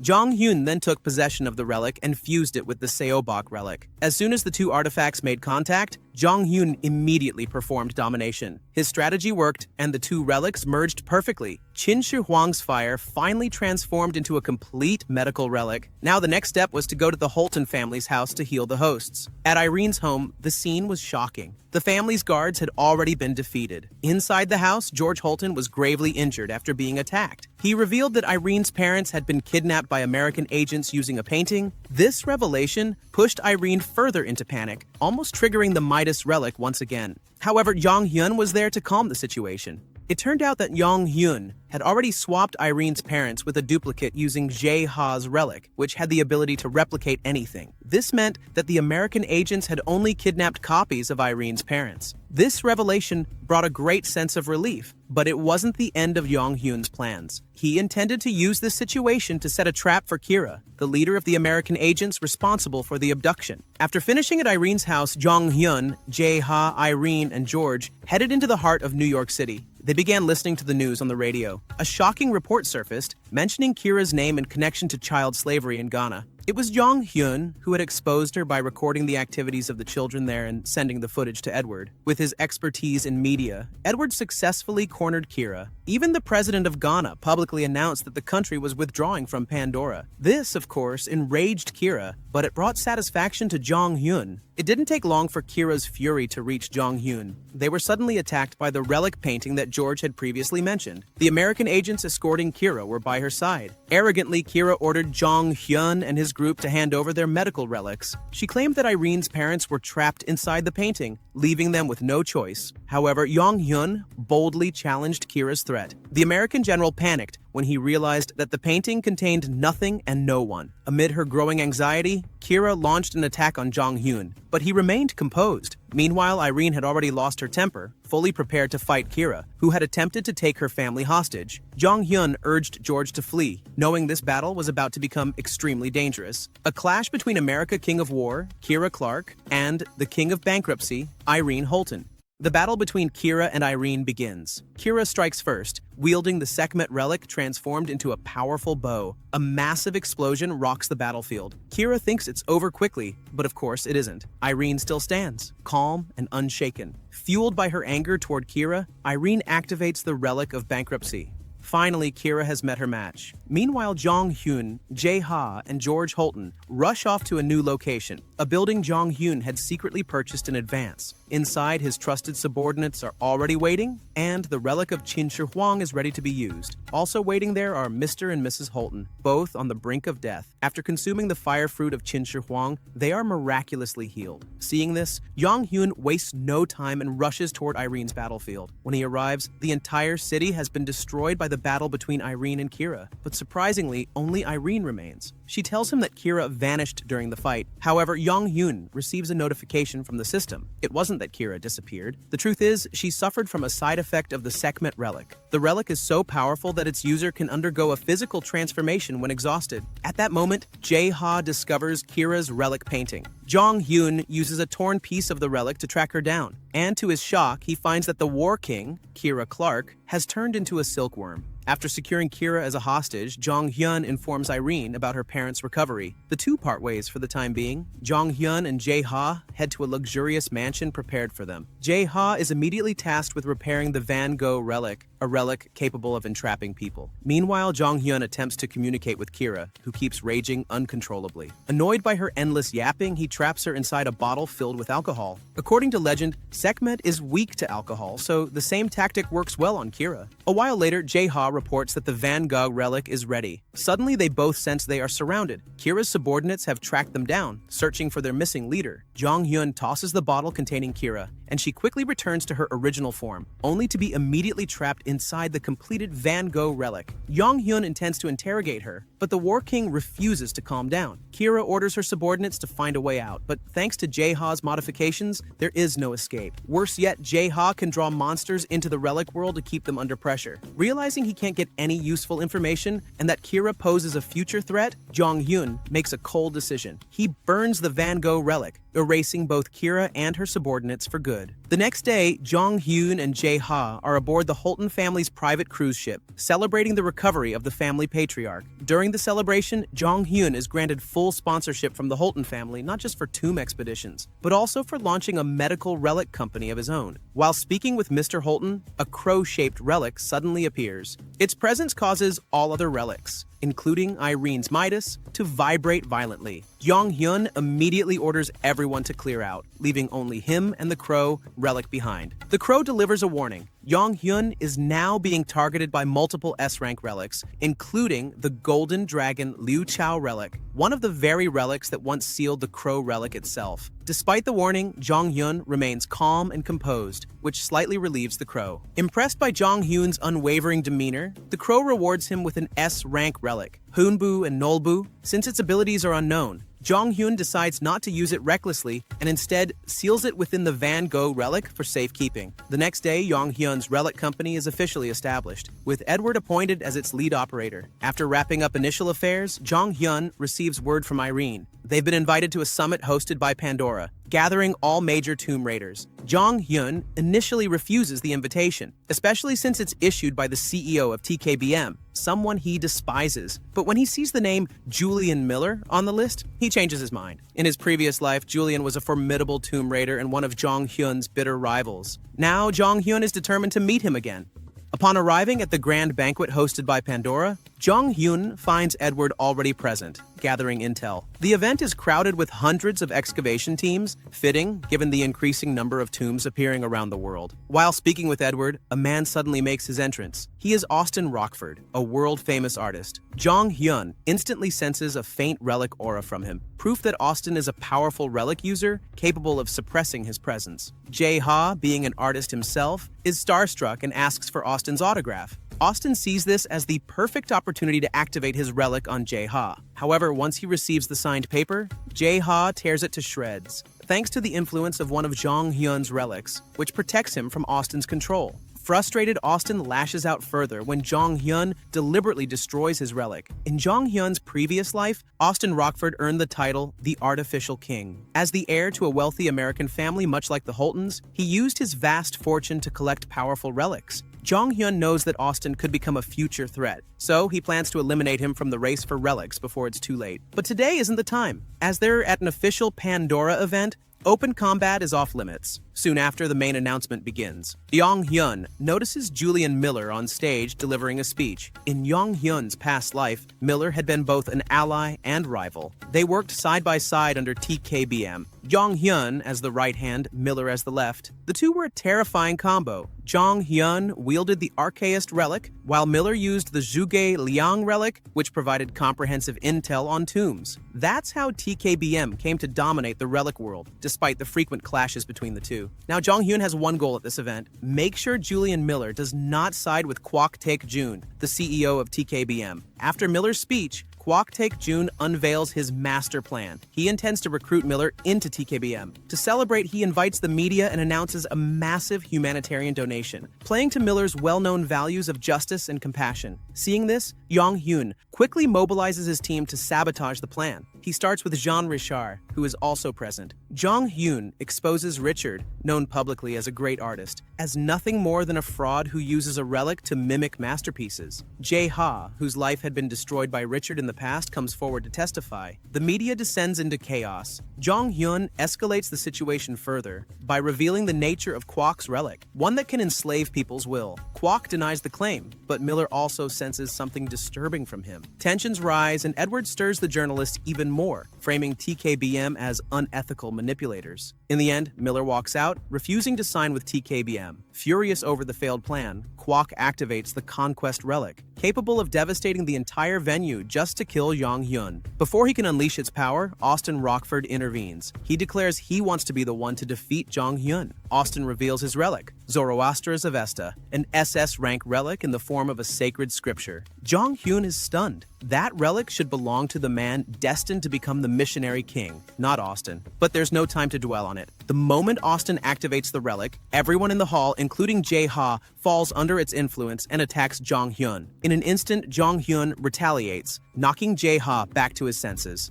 Now aware that his opponent is using a powerful mental-type relic, Jong Hyun draws his own countermeasure, the deadly Muramasa relic. Seeing his boss draw a sword, Edward immediately panics. However, Jong Hyun has no intention of harming anyone. His plan is to unleash a wave of mental attacks, including one aimed directly at Austin. Caught off guard by the psychic assault, Austin panics, creating the perfect opening for Jong Hyun to snatch away his relic. Jong Hyun attempts to dominate the Avesta, Austin's SS rank relic, but because Austin is still conscious, the relic resists his control. Fortunately, Jong Hyun has a rope relic that binds Austin, weakening him enough for domination to succeed. To Jong Hyun's surprise, the process goes far smoother than expected. He remembers how painful it was to dominate Muramasa before, yet now he manages to tame an SS rank relic without a scratch. Before he can reflect too deeply, Austin's bodyguards arrive to rescue their master. Not wanting a prolonged fight, Jong Hyun escapes using a relic that creates a thick smokescreen. Amid the chaos, Jong Hyun finds Miller and offers to help him escape. Though hesitant at first, Miller decides to follow him. With Jae-ha's relic assisting their getaway, the group escapes the venue safely. On the move, Jong Hyun attempts to recruit Miller. He knows Miller is desperately searching for his younger sister, so Jong Hyun offers to help find her, in exchange for Miller joining his team. However, Miller drops a bombshell. He's already found his sister, but she's dead. Jong Hyun is stunned. In his past life, Miller's sister was still alive. This unexpected turn confirms what Jong Hyun has long suspected. The future is no longer the same. Having no reason to stay, Miller quietly walks away. The next day, the world is in uproar. News headlines everywhere condemn Pandora for the disaster at their event. Jong Hyun is more than satisfied. He came out ahead, especially having secured the powerful Avesta relic. Still, something nags at him. The fact that Miller's sister was already dead means fate is shifting. The past Jong Hyun once knew can no longer be trusted. While lost in thought, Jae-ha bursts in to complain about the rope relic. According to him, the relic refuses to be restored. It simply wants to stay near Jong Hyun. Confused, Jong Hyun tries to investigate, only for something miraculous to happen. The rope relic, Rope, evolves into a rare rank B relic. Even as a seasoned tomb raider, Jong Hyun has never seen such a phenomenon. Then, a system notification appears. He has earned the title Relic Trainer, which grants him the ability to level up relics. Realizing the implications, Jong Hyun finally sees the path before him. This power could allow him to dominate the relic world entirely. Elsewhere, Pandora, still reeling from the PR disaster, holds an emergency meeting. But the agenda isn't just about the backlash. Pandora has detected 7 tombs set to emerge around the world, each housing relics capable of changing the fate of humanity. To seize control of these tombs, Pandora begins selecting the world's top relic users. Their shortlist includes Quac Taek-jun, Austin Rockford, Jean Richard, Julian Miller, Irene Holton, and Yu Jae-ha. But the most shocking name of all is Seo Jong Hyun, holder of 50 relics and now referred to as the Tomb Raider King. Pandora is shaken. Jong Hyun, a rogue actor who refuses to ally with them, has become their biggest threat. To stop him, Pandora resolves to monopolize all information regarding the 7 upcoming tombs, ensuring Jong Hyun is left in the dark. Back to Jong Hyun. He's currently overwhelmed trying to make sense of his new skill, the ability to level up relics. Unfortunately, it's far from straightforward. The requirements are complex, and worse, even the Raven relic can't explain them properly. This leaves Jong Hyun deeply frustrated. Taking a short break, he catches the latest news. Hundreds of tombs have appeared all around the world. When asked, Pandora dodges the questions, clearly hiding something. Jong Hyun knows exactly what they are hiding: the 7 great tombs. In his previous life, these 7 tombs were each linked to one of the 7 deadly sins. The archaist relic Jong Hyun once obtained came from the Tomb of Greed, one of the 7. He knows better than anyone that conquering these tombs will take more than just brute strength. They'll need powerful allies, but Jong Hyun has a bolder idea. He plans to use Avesta, the newly acquired SS rank relic. There's just one catch. Avesta only activates when its user has at least 10 fans. Since he can't rely on fame like Austin, a celebrity in his own right, Jong Hyun comes up with a new plan: become a novelist and gain fans that way. Unfortunately, it backfires spectacularly. His subordinates find his writing so bad they nearly throw up. The next morning, while Jae-ha is busy restoring relics, Jong Hyun suddenly interrupts him. They're heading to Tokyo. In Japan's biggest city, a bizarre phenomenon has been unfolding. Over 2,000 women have gone missing. Jong Hyun suspects the culprit is the harem relic, and he plans to capture it. His goal? Simple, gain fans. Despite being dubbed the Tomb Raider King, Jong Hyun has no real fan base, and it's starting to seriously bother him. Once they arrive in Tokyo, they head straight to the incident site, already heavily guarded by local police. It doesn't take long for Jong Hyun to notice something strange. The women in the area are attacking people. That shouldn't be happening. The harem relic normally causes affection or obedience, not violence. To calm the situation, Jong Hyun unleashes Muramasa, neutralizing the aggressive crowd. Among them is a girl named Yuki, a future relic user from Japan. Once she regains her senses, she confesses she was hypnotized by an American agent named Simon. Now things make sense. Simon is using a combination of the harem relic and his own necromancer relic to control these women and turn them into fighters. This turns what was supposed to be a simple relic capture into something far more complicated. Preparations to face Simon begin. Jong Hyun turns his attention to the weakened Anubis relic, which Jae-ha had intentionally left unrestored. Now was the time to tame the Egyptian god. Jong Hyun tries to form a contract peacefully, but Anubis refuses. So Jong Hyun takes out his secret weapon, rope. Using it, he subjects Anubis to relentless humiliation, holding his hand, making him sit, even playing fetch like a house dog. As a divine relic, Anubis is horrified, but faced with endless indignity, he finally gives in and accepts a contract. His pride may be shattered, but he's now under Jong Hyun's control. With Anubis on his side, Jong Hyun heads to confront Simon. The American agent is confident, commanding thousands of hypnotized women using the harem relic, but Jong Hyun has the perfect counter. He uses Anubis to summon the undead, raising corpses from nearby graves. The moment fear strikes the women's hearts, the harem effect is broken. The relic cannot control victims consumed by terror. Now surrounded by zombies, Simon panics. Defeated, he let slip a critical piece of information. He was supposed to conquer one of the 7 great tombs that are about to appear. Jong Hyun realizes he just hit the jackpot. This intel confirms Pandora really is hiding the existence of the 7 tombs. Defeating Simon isn't just about winning a relic. It earns Jong Hyun the admiration of over 2,000 women he rescued. With that, he finally meets the Avesta relic's condition, having at least 10 fans. The next day, in a hotel room, Jong Hyun decides to stay in Japan and wait for the appearance of one of the 7 great tombs. In the meantime, he's now swarmed by adoring fans. Among the crowd, he spots a familiar face, Lee Sul-ah. In his past life, she was a spy working for TKBM. Later, back in his hotel room, Jong Hyun checks on his relics. Several have evolved, including Shakespeare, which is now rank S.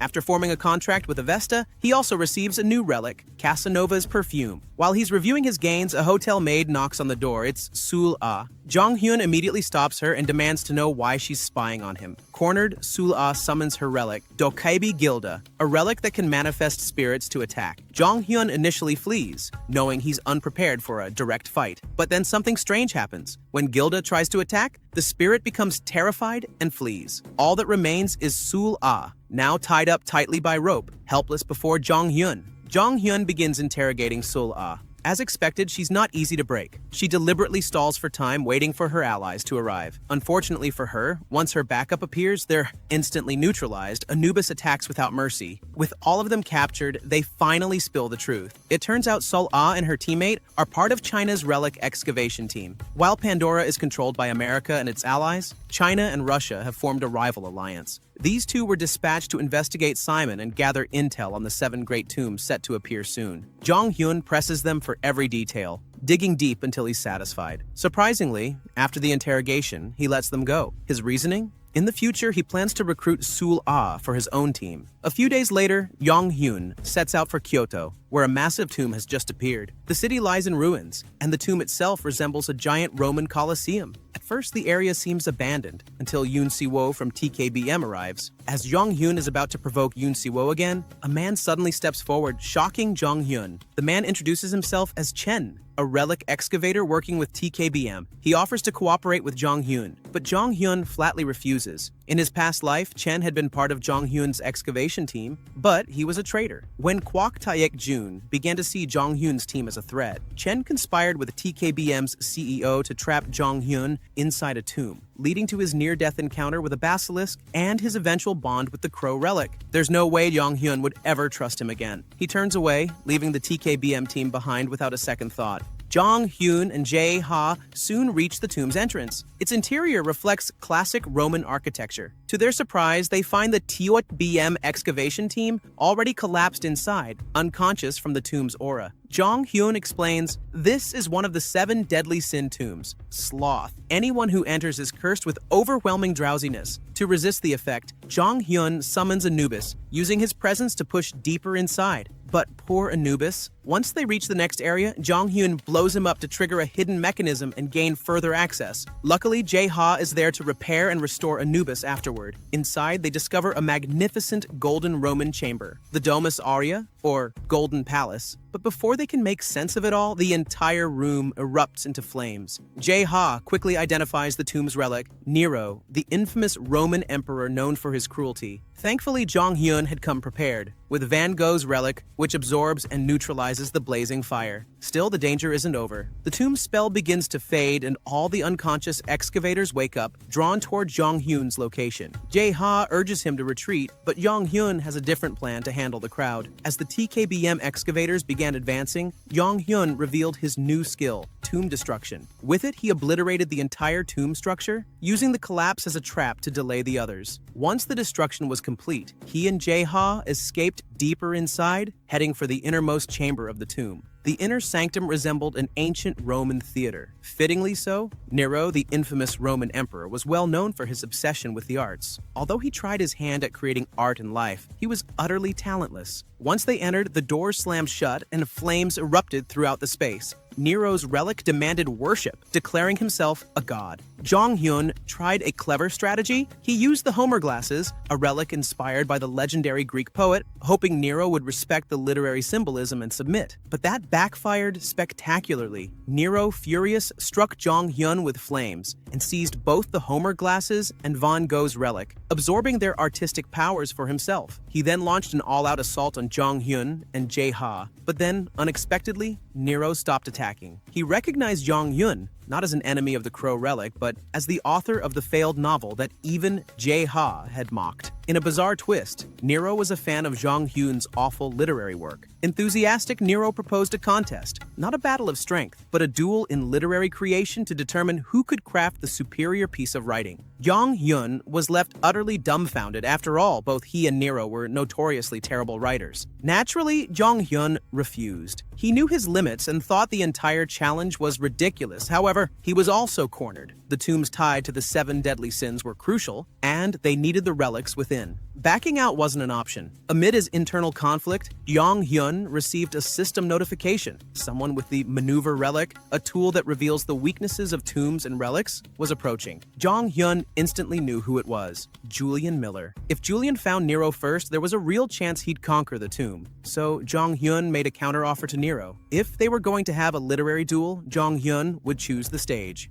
Desperate to face his favorite author in an artistic showdown, Nero immediately agreed. Just as they finished negotiating, Julian Miller arrived, but it was too late. Jong Hyun had already taken Nero and left the tomb. Days later, news of the tomb's conquest spread across the globe. Austin Rockford was furious when he found out Jong Hyun had claimed the victory in Tokyo, especially since Austin had dispatched his elite excavation team. To make things worse, he already knew from Nostradamus' relic that conquering Nero's tomb would require a sacrifice of 100 people. Yet Jong Hyun succeeded with just 2. Austin was livid, unable to comprehend how Jong Hyun had defied fate. Back at base, Jong Hyun finally questioned Nero. How did his novel end up in the relic realm? Nero explained that he had bought it from a relic merchant, someone who distributes various artifacts and information throughout the relic world. Suspicious, Jong Hyun turned to one of his own relics, Rope, but when questioned, Rope began acting suspiciously. Despite being questioned multiple times, Rope kept denying any involvement, until Anubis revealed that he too had read Jong Hyun's novel. That was the turning point. Jong Hyun realized all of his relics had read his novel, so he stormed into Jae Ha's room to interrogate everyone. Tension filled the air as the relics looked around nervously, and finally, all fingers pointed to one culprit, Seobok. This relic was infamous for being money-hungry and business-savvy. He shamelessly admitted to selling Jong Hyun's novel to the other relics, claiming it was fair since Jong Hyun hadn't been paying him lately. Furious, Jong Hyun demanded all the profit Seobok had earned from the sales. To everyone's shock, Jae-ha's room instantly flooded with money and valuables, a mountain of wealth, proving that the novel was wildly popular among relics. Among the treasure, one item caught Jong Hyun's eye. Seobok explained it was a relic core, a mysterious object that contains the very soul of a relic, something that can never be separated from them. It was a new discovery, and Jong Hyun knew he needed to study it further. The next day, Jong Hyun and Jae-ha prepared to return to New York. Kyoto was in chaos, the streets buzzing with chatter after news spread that Jong Hyun had conquered the tomb. Jong Hyun concluded that Julian Miller must have been the one who rescued everyone, unintentionally exposing Jong Hyun's identity. Amid the confusion, Jae-ha came up with a brilliant idea. He proposed using the relic core to enhance his duplication ability, a massive breakthrough. Jong Hyun was intrigued. With this, the future of their operations just became even brighter. To sell the fake relics Jae-ha had crafted, they used Pandora's website, the world's largest hub for trading relics and tomb-related info. It was the most accessed forum on Earth. Realizing its potential, Jong Hyun took over from Jae-ha, planning to trick collectors into buying their fakes. He claimed the relic came from the Kyoto tomb, supposedly the relic of Julius Caesar, the legendary Roman emperor. The next day, their strategy paid off beyond expectations. Pandora's forum crashed from the traffic surge. The relic made headlines on national TV, with demand soaring. Jong Hyun upped the stakes. He announced that the sale would now be a live auction in Los Angeles. Auction day arrived. To attend, participants had to pay an entry fee of 1 relic each. At first, the crowd erupted in outrage. It was too steep, but Jong Hyun didn't budge. Slowly, one by one, the attendees began to give in. Jae-ha collected the relics, and among them were some top-tier relics, far beyond their expectations. Inside the auction hall, excitement buzzed through the room. The audience was mesmerized by the relic on display. Jong Hyun was confident. Everything was going perfectly, but he was wrong. Julian Miller had figured it out. He confronted Jae-ha, demanding to know the meaning behind selling a counterfeit relic. Jae-ha had no excuse. He knew Miller possessed a relic capable of detecting forgeries. As a man devoted to justice, Julian Miller stepped in, ready to expose Jong Hyun's entire operation. Julian Miller forced his way back into the auction hall. Without hesitation, he activated a relic that amplified his voice, ready to reveal the truth to everyone. But Jong Hyun was quicker. He ordered rope to bind Miller, accusing him of attempting to sabotage the auction to win by cheating. The room erupted in tension as the atmosphere grew more heated. Amidst the chaos, Princess Sophia of the Sophia Kingdom stepped forward with an intriguing proposal. Instead of bidding with money, why not allow participants to pay using relics? Jong Hyun, recognizing the genius behind the idea, agreed. After a lengthy back and forth between bidders, Princess Sophia emerged victorious, her expression full of joy as she secured the coveted relic. After the auction ended, Jong Hyun confronted the restrained Miller in private. Miller demanded that Jong Hyun confess to the fraud, but Jong Hyun refused, admitting it would ruin everything. But then, a relic suddenly fled the scene. Jong Hyun immediately realized what had happened. Sul-ah, from the Chinese tomb-raiding faction, had been eavesdropping on their conversation. She wasted no time, rushing to Princess Sophia and whispering the truth. The relic Princess Sophia just bought, it's fake. To prove it, Sul-ah sliced the relic in half using only a rank B relic. Everyone was shocked. A true rank S relic should be indestructible against such a low-tier weapon. The truth was undeniable. The relic was a forgery. The room erupted into chaos. As people panicked and accusations flew, Sul-ah separated herself from the turmoil. Her goal was now clear. She would hunt down the 7 great tombs alone, free from Jong Hyun's interference. Meanwhile, Jong Hyun calmly began executing his backup plan. He stepped forward before the angry crowd, maintaining composure. He explained that Jae-ha had been injured, and they were under threat, that the auction had been a ruse to identify the mysterious attacker interested in the relic. And now that the auction was over and the item had a rightful owner, they would honor the results and hand over the relic. But when he turned to present it, the relic was gone. Panic spread. Jong Hyun immediately ordered a full search of everyone in attendance. Miller, still present, used his own relic to track its location. And then shock hit him. The authentic relic was in his own jacket. Miller was stunned. He had no idea this was Jong Hyun's final move. Jong Hyun had instructed Rope to release Miller earlier on and plant the real relic in his coat. Now, when the Princess of Amroko tested it with a relic cutter, the item remained perfectly intact. The relic was genuine. The crowd gasped. Miller was speechless. Jong Hyun simply burst out laughing, relishing the perfect twist of fate. The auction ended with a miserable fate for Miller. Jong Hyun orchestrated everything to ensure Miller wouldn't bother him again in the future. When the auction concluded, Jong Hyun handed over the real Nero relic to Princess Sophia. Shortly after, Jong Hyun returned to New York, carrying both the money and relics he had acquired. But who would have guessed? The Nero relic returned to Jong Hyun. Jong Hyun knew Nero was a type of relic that could never truly let go of its target. So even after being separated, Nero, who had yet to face off with Jong Hyun, came back to him. This was a decisive victory for Jong Hyun. Now only one problem remained. Nero was demanding the promised duel. Jong Hyun then decided where their match would take place. Meanwhile, chaos was unfolding for Princess Sophia. When Nero escaped, he set the entire palace on fire. Though fortunately, the blaze was extinguished. Princess Sophia, having spent a great deal of money on the relic, was furious about Nero's escape. With Sul A's help, they managed to trace Nero's steps and discovered that the relic had gone to Hawaii. Of course, Nero's presence in Hawaii was because he was with Jong Hyun there. Jong Hyun targeted the famous TKBM villa as the venue for their duel. There were two reasons for this choice. It was far from civilization. It belonged to TKBM, the company Jong Hyun despised. To minimize casualties caused by the tomb Nero created, Jong Hyun lured everyone out with money. As the villa's guards busily chased after Rope, who was carrying the cash, Jong Hyun gave the signal for Nero to open the tomb. The tomb opened, and the TKBM villa was instantly destroyed. The interior of the tomb resembled the familiar Roman-style theater inside the Golden Palace. Here, Jong Hyun and Nero would duel fairly, witnessed by all the relics. On the other side, Quac Taek Jun was shocked by the series of misfortunes hitting his company. To make matters worse, the CEO of TKBM received a call from Princess Sophia. She berated Quac Taek Jun harshly after discovering that the relic she had just won was actually at Quac Taek Jun's villa. Quac Taek Jun was confused and angry, having no idea how this happened. So he gave Princess Sophia permission to go there. After ending the call, Quac Taek Jun realized that the person behind all this was Seo Jong Hyun, which only fueled his anger further. Quac Taek Jun, knowing about Jong Hyun's actions, immediately set off to Hawaii. Meanwhile, the duel between Jong Hyun and Nero had already begun, witnessed by all the relics who had read Jong Hyun's novel. Nero got angry and unleashed his flames, scorching everyone around. Jong Hyun had to quickly think of a way to calm Nero and, at the same time, win. In a short time, Jong Hyun came up with a solution. He asked Nero to bring out his novel manuscript, since the duel was a literary competition. Nero underestimated Jong Hyun, claiming that he wouldn't understand the relic language. But that was false. When Jong Hyun held the manuscript, he could read it fluently. Reading it aloud, the manuscript turned out to be very bad. Even the relics mocked Nero's work. Seeing he was going to lose, Nero threw a tantrum and attacked everyone. Nero was indeed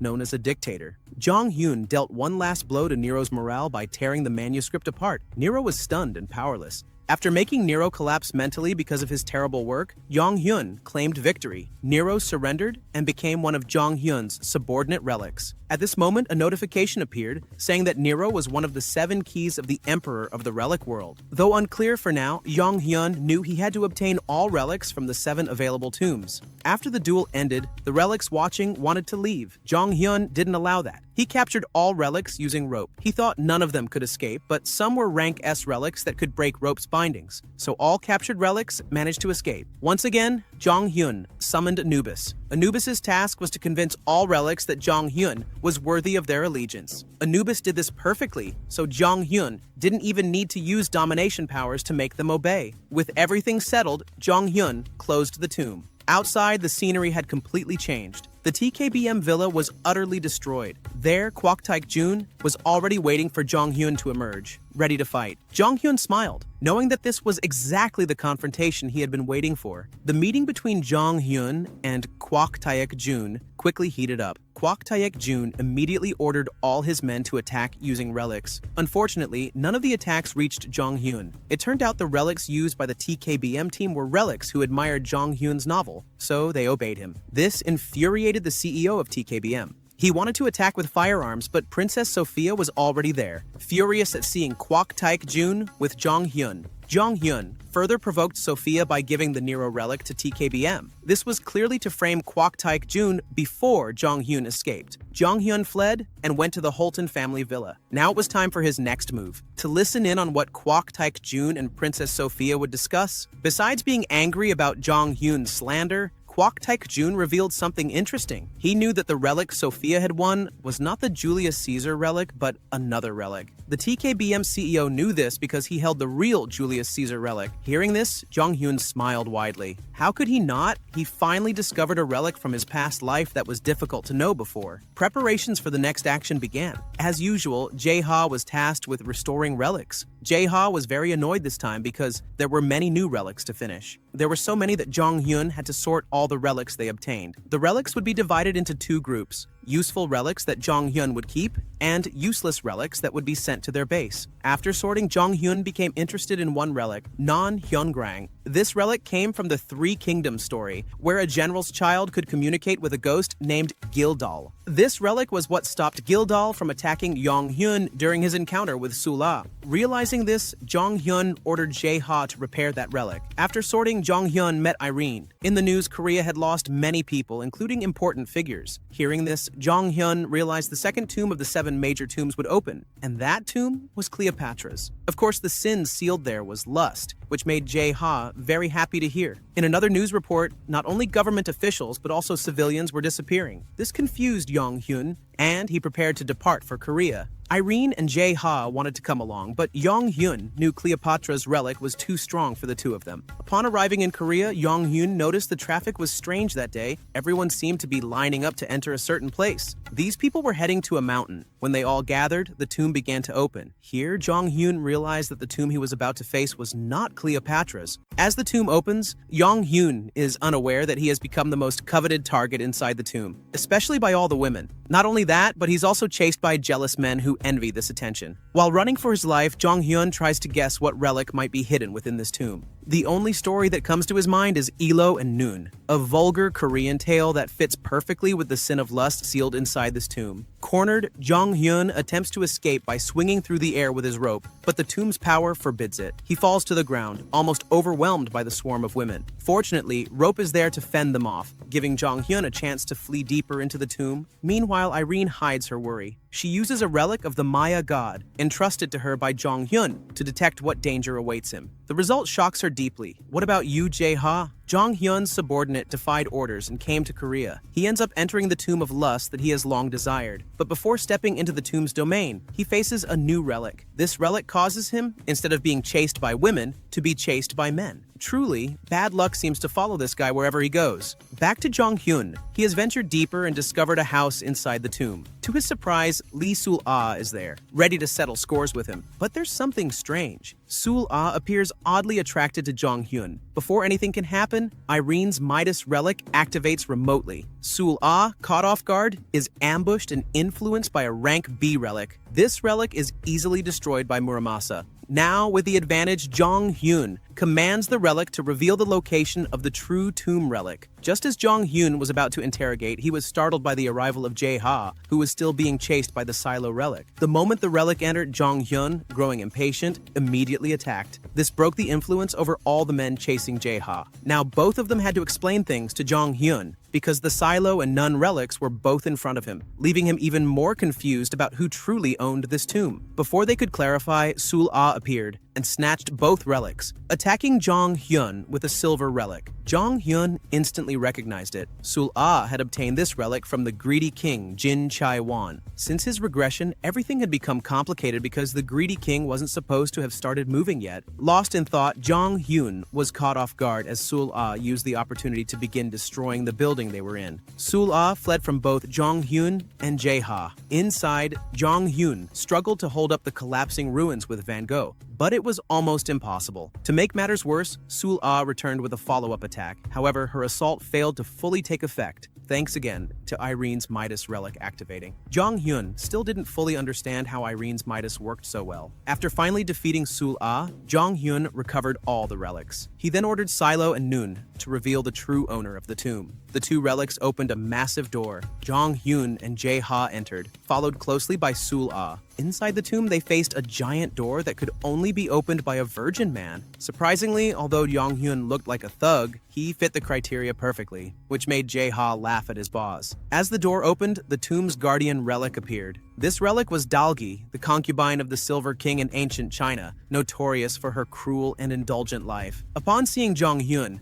Dalgi immediately wanted to devour him, radiating a seductive power. Jong Hyun was unaffected, but Jae-ha was strongly influenced. Sul-ah was similarly affected and even wanted to offer Jae-ha to Dalgi. Sensing his energy draining rapidly under Dalgi's overwhelming influence, Jong Hyun decided to attack with Muramasa. Unfortunately, his attack failed because Dalgi harbored a secret power, the nine-tailed fox spirit. Dalgi was ready to consume Jong Hyun, but suddenly Irene's Midas relic activated again. Midas proved far stronger than Dalgi, causing a massive explosion. When the dust settled, Jong Hyun was shocked to see Irene there. Irene was confused too, as she had just been in Hawaii. But that was unimportant now. It was time to conquer Dalgi. When Irene unleashed her power again, Dalgi unexpectedly transformed into a small fox. Jong Hyun knew Dalgi was running out of energy, so it was time to hunt down the relic. Dalgi's fate was sealed. The Tomb of Lust was finally conquered. Meanwhile, at Pandora's headquarters, tensions rose sharply with the arrival of Eve Rockford, Austin Rockford's older sister. Eve had been sent to replace Austin, who was deemed incompetent. Austin was immediately escorted out by Pandora's agents. Eve cut straight to the chase, asking about Jong Hyun. Pandora's staff explained that Jong Hyun would soon be dealt with by John Richard, and Eve should focus on conquering the 7 great tombs. This was crucial because Jong Hyun was now in Korea, the location of the second tomb. Back to Jong Hyun, he had exited the tomb area, no longer alone. Jae-ha, Irene, and Sul-ah, now a hostage, were with him at his home. As usual, Jong Hyun inspected the relics he had collected. There were Silo and Nun, relics that often tested his patience, and of course Dalgi. When Dalgi appeared surprisingly, Anubis recognized her scent and became furious. It seemed that even relics had quarrels like humans. Exhausted by the antics of Anubis and Dalgi, Jong Hyun ordered Rope to calm them both down. Now they could finally rest. At that moment, Jong Hyun's longtime friend appeared, greeting him after his long stay abroad. His friend brought urgent news. Detective Kim Hyun-woo, Jong Hyun's foster brother, was in trouble.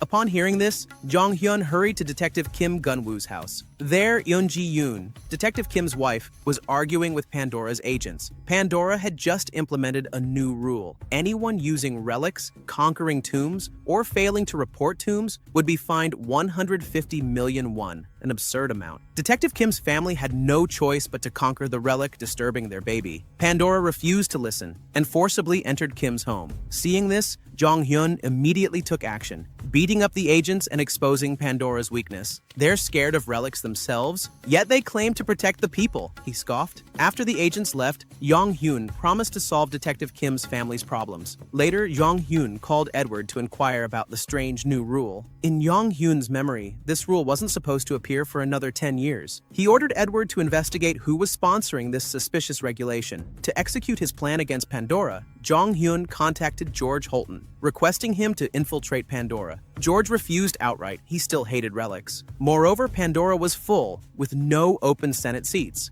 Jong Hyun calmly replied, "That seat will be vacant soon enough," and ended the call. Returning home, Jong Hyun found his roommate had been attacked by Sul-ah, who had escaped. Though worrying, they had a bigger plan against Pandora, so Sul-ah could be put aside for now. Jong Hyun then ordered Jae-ha to restore Nero. Nero wasn't broken, but was suffering from depression, rendering him unusable. Jong Hyun insisted Jae-ha fix Nero, as he was a crucial asset against Pandora. His grand strategy involved 2 relics. Nero would expose the corrupt Pandora senators, while Irene's Midas relic would be used to strike. Jong Hyun disliked relying on Irene's unpredictable power, but had no other choice. The next day, the plan was set in motion. Pandora's Korea branch erupted into chaos as everyone there suffered heavy losses. It was clear Jong Hyun and Irene had begun their attack. The attack using Irene's Midas relic was just the beginning. In no time, Nero had created a golden palace. But Nero's golden palace didn't just trap people from Pandora's Korea branch, it captured victims from other regions as well. Jean Richard even appeared amid the chaos. Once everyone realized Jong Hyun was behind this, fury erupted, but there was nothing they could do. Jong Hyun then made things worse for the trapped by commanding Nero to build a labyrinth as his masterpiece.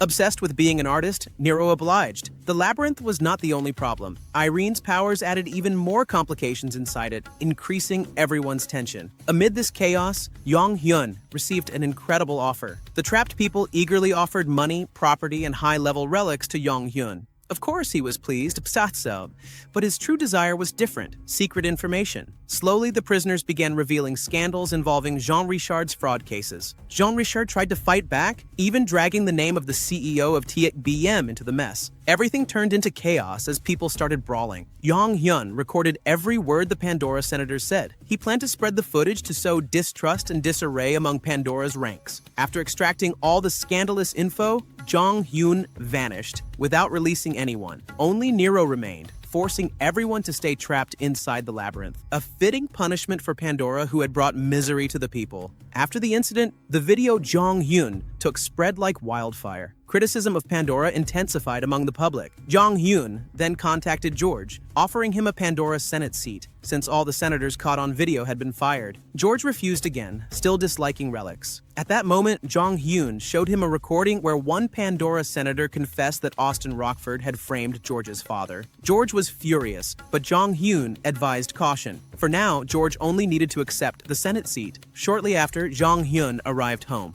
Jae-ha was struggling to calm Irene due to the risks her relic power posed. Suddenly, Irene ambushed Jong Hyun, leaving Jae-ha stunned. Once Irene calmed down, Jong Hyun and Jae-ha left the house. Jae-ha remarked that Irene seemed to like Jong Hyun. Her relic's effects only settled when near him. This realization made Jong Hyun think Irene might actually have feelings for him. But that thought had to wait, because now it was time to resolve Detective Kim's family issues. Jong Hyun brought out the relics he had gathered. He was touched to learn the Kim family hadn't spent any of his money yet. They wanted to save it for his wedding someday. But Jong Hyun insisted the Kim family should live comfortably. He sent them an extra 100,000 won as support. After everything settled, Jong Hyun returned home to rest. When he got to his bed, he was surprised to find someone there. It was Irene. Irene, still under the influence of relics, was a serious problem, and Jong Hyun found himself unable to escape her grasp. At first, he felt something was off. Irene was being controlled by the Silo and Noon relics, so Jong Hyun decided to discard those relics. But even without them, Irene wouldn't return to normal, cornering Jong Hyun into a tough spot. With no other choice, Jong Hyun braced himself to handle the risks of the Midas relic. When morning came, Jong Hyun woke up to find his room filled with gold, and Irene was still there. Apparently, after last night's incident, Irene had awakened another power of the Midas relic, the wealth power. This power turned everything in Jong Hyun's room into solid gold. Inspired by Irene's rising strength, Jong Hyun devised a new plan. In a large park, he took out the Hyungbu Nolbu relic, a gourd relic once given to him by the crow. Jong Hyun aimed to extract the relic's contents by using Irene's wealth power to guarantee a 100% success rate. Once infused with the wealth power, the gourd relic transformed into a shining golden color. Jong Hyun began his experiment to discover what was inside the gourd. The first gourd exploded, releasing more smaller gourds. The second gourd released several angels, but these angels turned out to be hostile. The situation worsened when other gourds burst open, unleashing demons. Jong Hyun and his allies were forced to flee as they came under attack. During the chaos, one of the demons threw a weapon, and Jong Hyun noticed it was a relic. Quick to react, he counterattacked using Muramasa. Then, Jong Hyun had a brilliant idea. Harvest the relics. He smashed all the gourds and unleashed Irene's bankruptcy power on their foes. In no time, piles of relics were collected. Meanwhile, at Pandora headquarters, a new figure was introduced. Joshua Jackson, a powerful man suffering consecutive losses due to Jong Hyun's actions, was preparing his revenge. Joshua was a key player in today's world, known as the King of Fate, because he wielded the Nostradamus relic. This relic had the most accurate power of future prediction. After using the Nostradamus relic, Joshua visited the TKBM branch office. There, Jean Richard and Quac Taek Jun were arguing heatedly because John Richard's scandalous recording had been leaked to the public. The video revealed Jeon admitting that Quac Taek Jun was involved in corruption within Pandora. The tense atmosphere suddenly eased when Joshua appeared. Joshua came to TKBM with a plan to form a team to defeat Jong Hyun. His strategy was simple: capture Jong Hyun's team members one by one to weaken him. Quac Taek Jun was confused since Joshua usually preferred directly targeting the main enemy. Joshua confessed that he wanted to do that as well, but whenever he tried to read anything about Jong Hyun, he couldn't get any information. That was why he had to target Jong Hyun's subordinates for now. Meanwhile, back at Jong Hyun's place, they had finished harvesting the relics. At Jong Hyun's house, they began began sorting the relics they collected. Some relics caught Jong Hyun's interest, especially defensive relics, since they hadn't had any of those before, which left them often forced to flee. Another relic that intrigued him was Odin's raven Munin's tear. According to the story, Munin was one of Odin's ravens symbolizing memory, so perhaps this relic would be useful in the future. With so many relics gathered, Jong Hyun found it overwhelming to sort them all. In the middle of this busy time, a new tomb suddenly opened in Syria. Pandora announced that this was the third tomb among the 7 great sin tombs, the Tomb of Envy. Jae-ha and Irene immediately wanted to head to the tomb's location. Jong Hyun thought differently. He believed they should not rush because there was still much to be done. According to him, they could always seize the relic from whoever conquered the tomb. One likely candidate to conquer this tomb was Jean Richard. His tomb excavating power was said to dominate other excavation teams. This revelation surprised Jong Hyun. After all this, everyone returned to their routines. Jae-ha was the busiest, tasked with restoring many relics. Suddenly, an earthquake struck, causing panic. At that moment, Jong Hyun received a notification of a kidnapping. To everyone's shock, the victim was Jae-ha. Jae-ha found himself in an unfamiliar place. Several of Jong Hyun's main relics were there, including Rope, who had also been kidnapped. When Jae-ha checked his phone, it didn't work. He then realized he was inside a relic tomb. Moving further inside, Jae-ha and Rope entered a building where a relic suddenly went berserk, playing a musical instrument that terrified Jae-ha. Fortunately, Rope was there to protect him. Jae-ha, who had never fought before, was clearly overwhelmed inside the tomb. Rope became his only hope to survive while trying to find a way to contact Jong Hyun. This was not easy, since Jae-ha was constantly being chased by the relic musician. Meanwhile, Jong Hyun was pondering where Jae-ha could have been kidnapped along with the frequently used relics. He used the map relic he possessed to track them. Before he could finish, Jong Hyun received a call. It was from Jean Richard. Richard confessed that he was the one who kidnapped Jae-ha and trapped him inside the Tomb of Envy in Syria. Richard said he would only release Jae-ha if Jong Hyun revealed the secret to conquering tombs. Pandora was curious about how Jong Hyun managed to conquer various tombs with such a small team. Hearing Richard's confession, Jong Hyun laughed, convinced that Richard wouldn't be able to finish conquering that tomb and was just boasting. Jong Hyun refused Richard's offer, knowing Pandora couldn't conquer the Tomb of Envy either. Enraged by this, Jean Richard exploded with anger.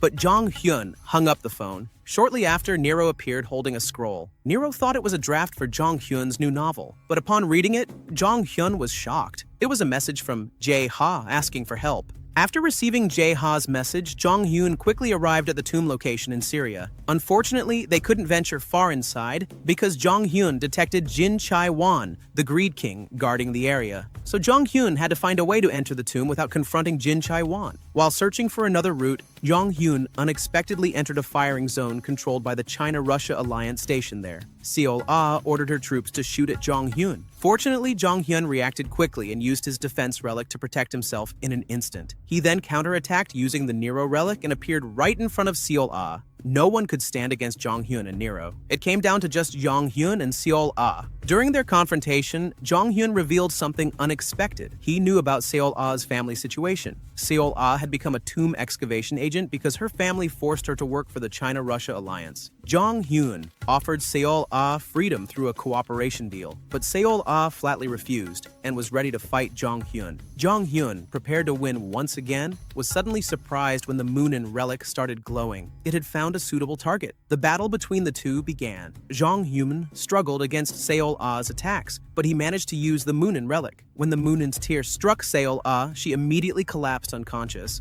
It turned out Seol-ah was having a flashback of her past life. She remembered that Jong Hyun was the leader of her expedition team, that she had a special bond with Jong Hyun, and that her team had perished in a tomb that trapped them. After a while, Seol-ah woke up and immediately hugged Jong Hyun. Seeing her panic, Jong Hyun explained that they were currently 15 years before that tragic event. Jong Hyun was able to return thanks to the failure relic in their last tomb expedition. Jong Hyun then asked Seol-ah about his offer to join his expedition team. He didn't force her because he knew Seol-ah desired freedom. Surprisingly, Seol-ah agreed and was ready to cooperate in conquering the Tomb of Envy, even betraying Jin Chai-wan, her current superior. After Seol-ah recovered, Jong Hyun met with Nero. Nero had finished conquering all their enemies. Now it was time for the main mission, rescuing their relic restorer. Here, Seol Ah realized the one they had to save was Yoo Jae-ha. After recruiting Seol Ah, Jong Hyun introduced her to Irene. Seol Ah panicked instantly because she remembered Irene was the queen of bankruptcy. Jong Hyun reassured Seol Ah that Irene was now an ally and a good person. Irene, seeing Seol Ah, was also confused because they had been enemies not long ago. Irene even felt an inexplicable jealousy towards Seol Ah. Their rescue mission continued. Jong Hyun kept receiving information from Jae-ha, including details about the relic they would face. This relic turned out to be Antonio Salieri, a talented Italian musician who mentored Beethoven but was also full of jealousy towards Mozart. Salieri was truly fitting for the Tomb of Envy. Inside the tomb, Jae-ha constantly faced many dangers. Not only Salieri, but there was also another relic he had to avoid. Rope was there, saving Jae-ha from various threats. But when they were surrounded, Jae-ha and Rope could do little. Thankfully, at this critical moment, Jong Hyun appeared to rescue Jae-ha. Facing Salieri, Jong Hyun used the fire relic and launched an attack together with Seol Ah. Spotting an opening, Seol Ah immediately saved Jae-ha. Seeing Jae-ha afraid of Seol Ah, she realized his memories hadn't returned yet. Fortunately, Jae-ha was still a coward and, with a little threat, agreed to follow Seol Ah to escape. Once Jae-ha was safe, Seol Ah appeared with the relic Jong Hyun needed. Using Muramasa, Jong Hyun was ready to fight all the relics inside the Tomb of Envy. The battle between Jong Hyun and the Salieri relic began. Empowered, Salieri went on a rampage, commanding all his minions to play music. Jong Hyun immediately activated his defense relic and then summoned the Hammurabi relic, which smashed all the enemies away. Jong Hyun noticed a similarity between Salieri and Nero.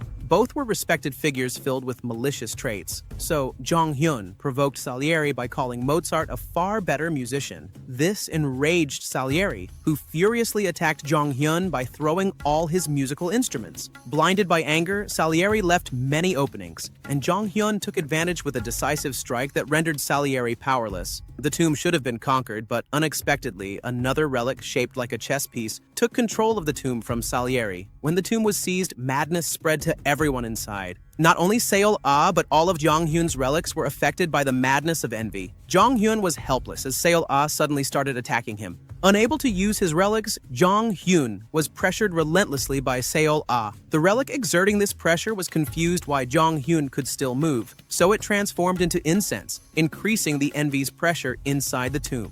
Even Jong Hyun was affected, feeling jealous of himself, an unusual sight indeed. Just when it seemed Jong Hyun would be finished, Jae-ha appeared to stop both Jong Hyun and Seol Ah. Jae-ha destroyed the relic that had trapped them, allowing everyone to escape. Jae-ha, tasked with carrying items, almost fell under the influence of a relic inside the tomb, but Rope stopped it just in time. In Rope's hands was the Mnemosyne memory coin relic, inspired by the Greek goddess of memory. Jong Hyun recognized this relic as the one Mik Ji Chai-won had used to spy on him. Seol Ah, being Chai-won's subordinate, confirmed this fact. Without hesitation, Jong Hyun used the relic correctly this time. Instead of keeping it, he detonated the rank C relic to break free from the tomb. The massive explosion was witnessed by Irene, who immediately picked them up as they escaped. As they fled, they noticed a TV station's vehicle heading toward the explosion site at the tomb. Jong Hyun came up with a brilliant idea to use the TV broadcast to attack Pandora once more. He told Yoo Jae-ha that it was time to retaliate against Jean Richard. Meanwhile, Jean Richard was giving an interview. He was invited by the media to talk about his team's excavation of the Tomb of Envy. Jean Richard claimed he was close to conquering the tomb and ending Seo Jong-hoon's solo acts. Suddenly, chaos erupted during the broadcast. The TV station received news that the tomb had already been conquered. A video was played showing Jong Hyun and Jae-ha at the scene. Jong Hyun revealed that he had obtained the Salieri relic, the master of the Tomb of Envy. This enraged Jean Richard, who had been boasting about his ability to conquer the tomb.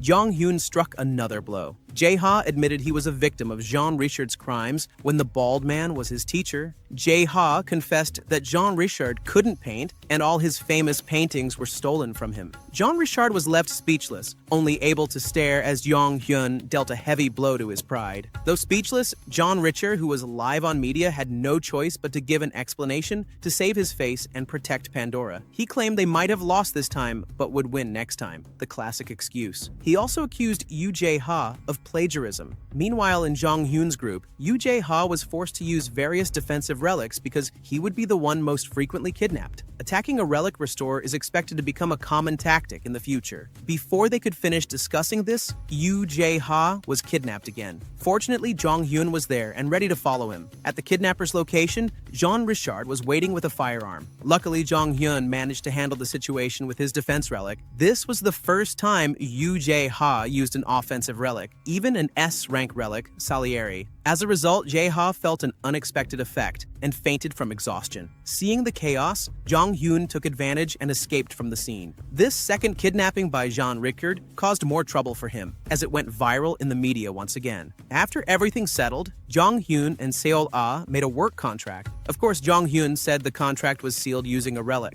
Seol-ah agreed, especially since her memories had returned. Shortly after, Jae-ha also appeared. Seol-ah asked Jong Hyun why Jae-ha's memories hadn't been restored. Jong Hyun revealed he hadn't returned Jae-ha's memories because of Jae-ha's past personality, the so-called King of Thieves. While restoring his memories would make Jae-ha stronger and more skilled with relics, it would also unearth his past traumas. Seol-ah agreed, saying that Jae-ha was better off the way he was now. Meanwhile, the frustrated Jean Richard was constantly scolded by Quac Taek-jun. Not only had Jean Richard failed at the Tomb of Envy, but he also damaged several valuable relics belonging to Quac Taek-jun. Jean Richard, proud but clueless, angrily tried to contact Jin Chai-wan, the King of Greed. Switching to the China-Russia excavation team, Jin Chai-wan received a report from his team. One of them mentioned getting a call from Jean Richard. When Jin Chai-wan answered, he flatly refused whatever Jean Richard wanted. Jin Chai-wan wanted to focus on Jong Hyun, the man who conquered the Tomb of Envy that should have belonged to him. Jin Chai-wan was known as the King of Greed for a reason. He had a reputation for getting everything he desired. The next day, Jong Hyun and Jae-ha attended various media outlets to expose Jean Richard's plagiarism. They revealed the relic used by the bald man, the Conan Doyle mirror mask, named after the author of the famous Sherlock Holmes series. This relic allowed Jean Richard to transform into anyone, so when he painted in Jae-ha's style, he actually transformed into Jae-ha. That's why Jean Richard never painted directly. In truth, he couldn't paint at all. Strangely, despite all the media appearances, not a single news outlet reported anything about Jean Richard. Instead, the opposite happened. Jean Richard kept appearing in the media, issuing clarifications. Even after Jong Hyun used a relic on Jean Richard through Seol-ah, the plagiarism news about Jean Richard never reached the public. This frustrated Jong Hyun greatly. One night, he received an email. The center wanted to help Jong Hyun expose Jean Richard's plagiarism publicly, but with a price to be paid later. After that email, the very next day, the plagiarism news about Jean Richard finally broke in public. Jong Hyun realized only the Crescent Moon King, Wade Harmon, could have done this. Even though he knew Wade Harmon was evil in his past life, Jong Hyun now cared most about restoring Yoo Jae-ha's reputation.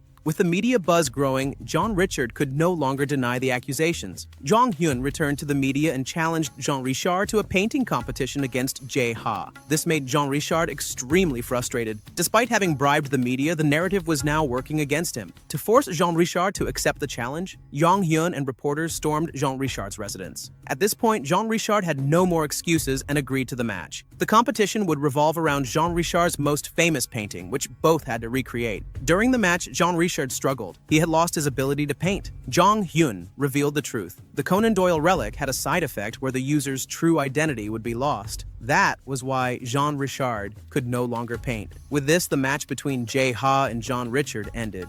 After his defeat by Jae-ha, Jean Richard refused to accept it and flew into a rage upon realizing all the reporters had seen through his lies. Jean Richard attempted to escape using a glowing relic, but Jong Hyun immediately ordered rope to seal all the rooms. As a result, Jean Richard was caught red-handed, disguised as a statue. News of Jean Richard's capture quickly spread. Joshua, Jean Richard's sponsor, was furious that Jong Hyun had once again won. In his rage, Joshua beated everyone until George Holton suddenly appeared and stopped him.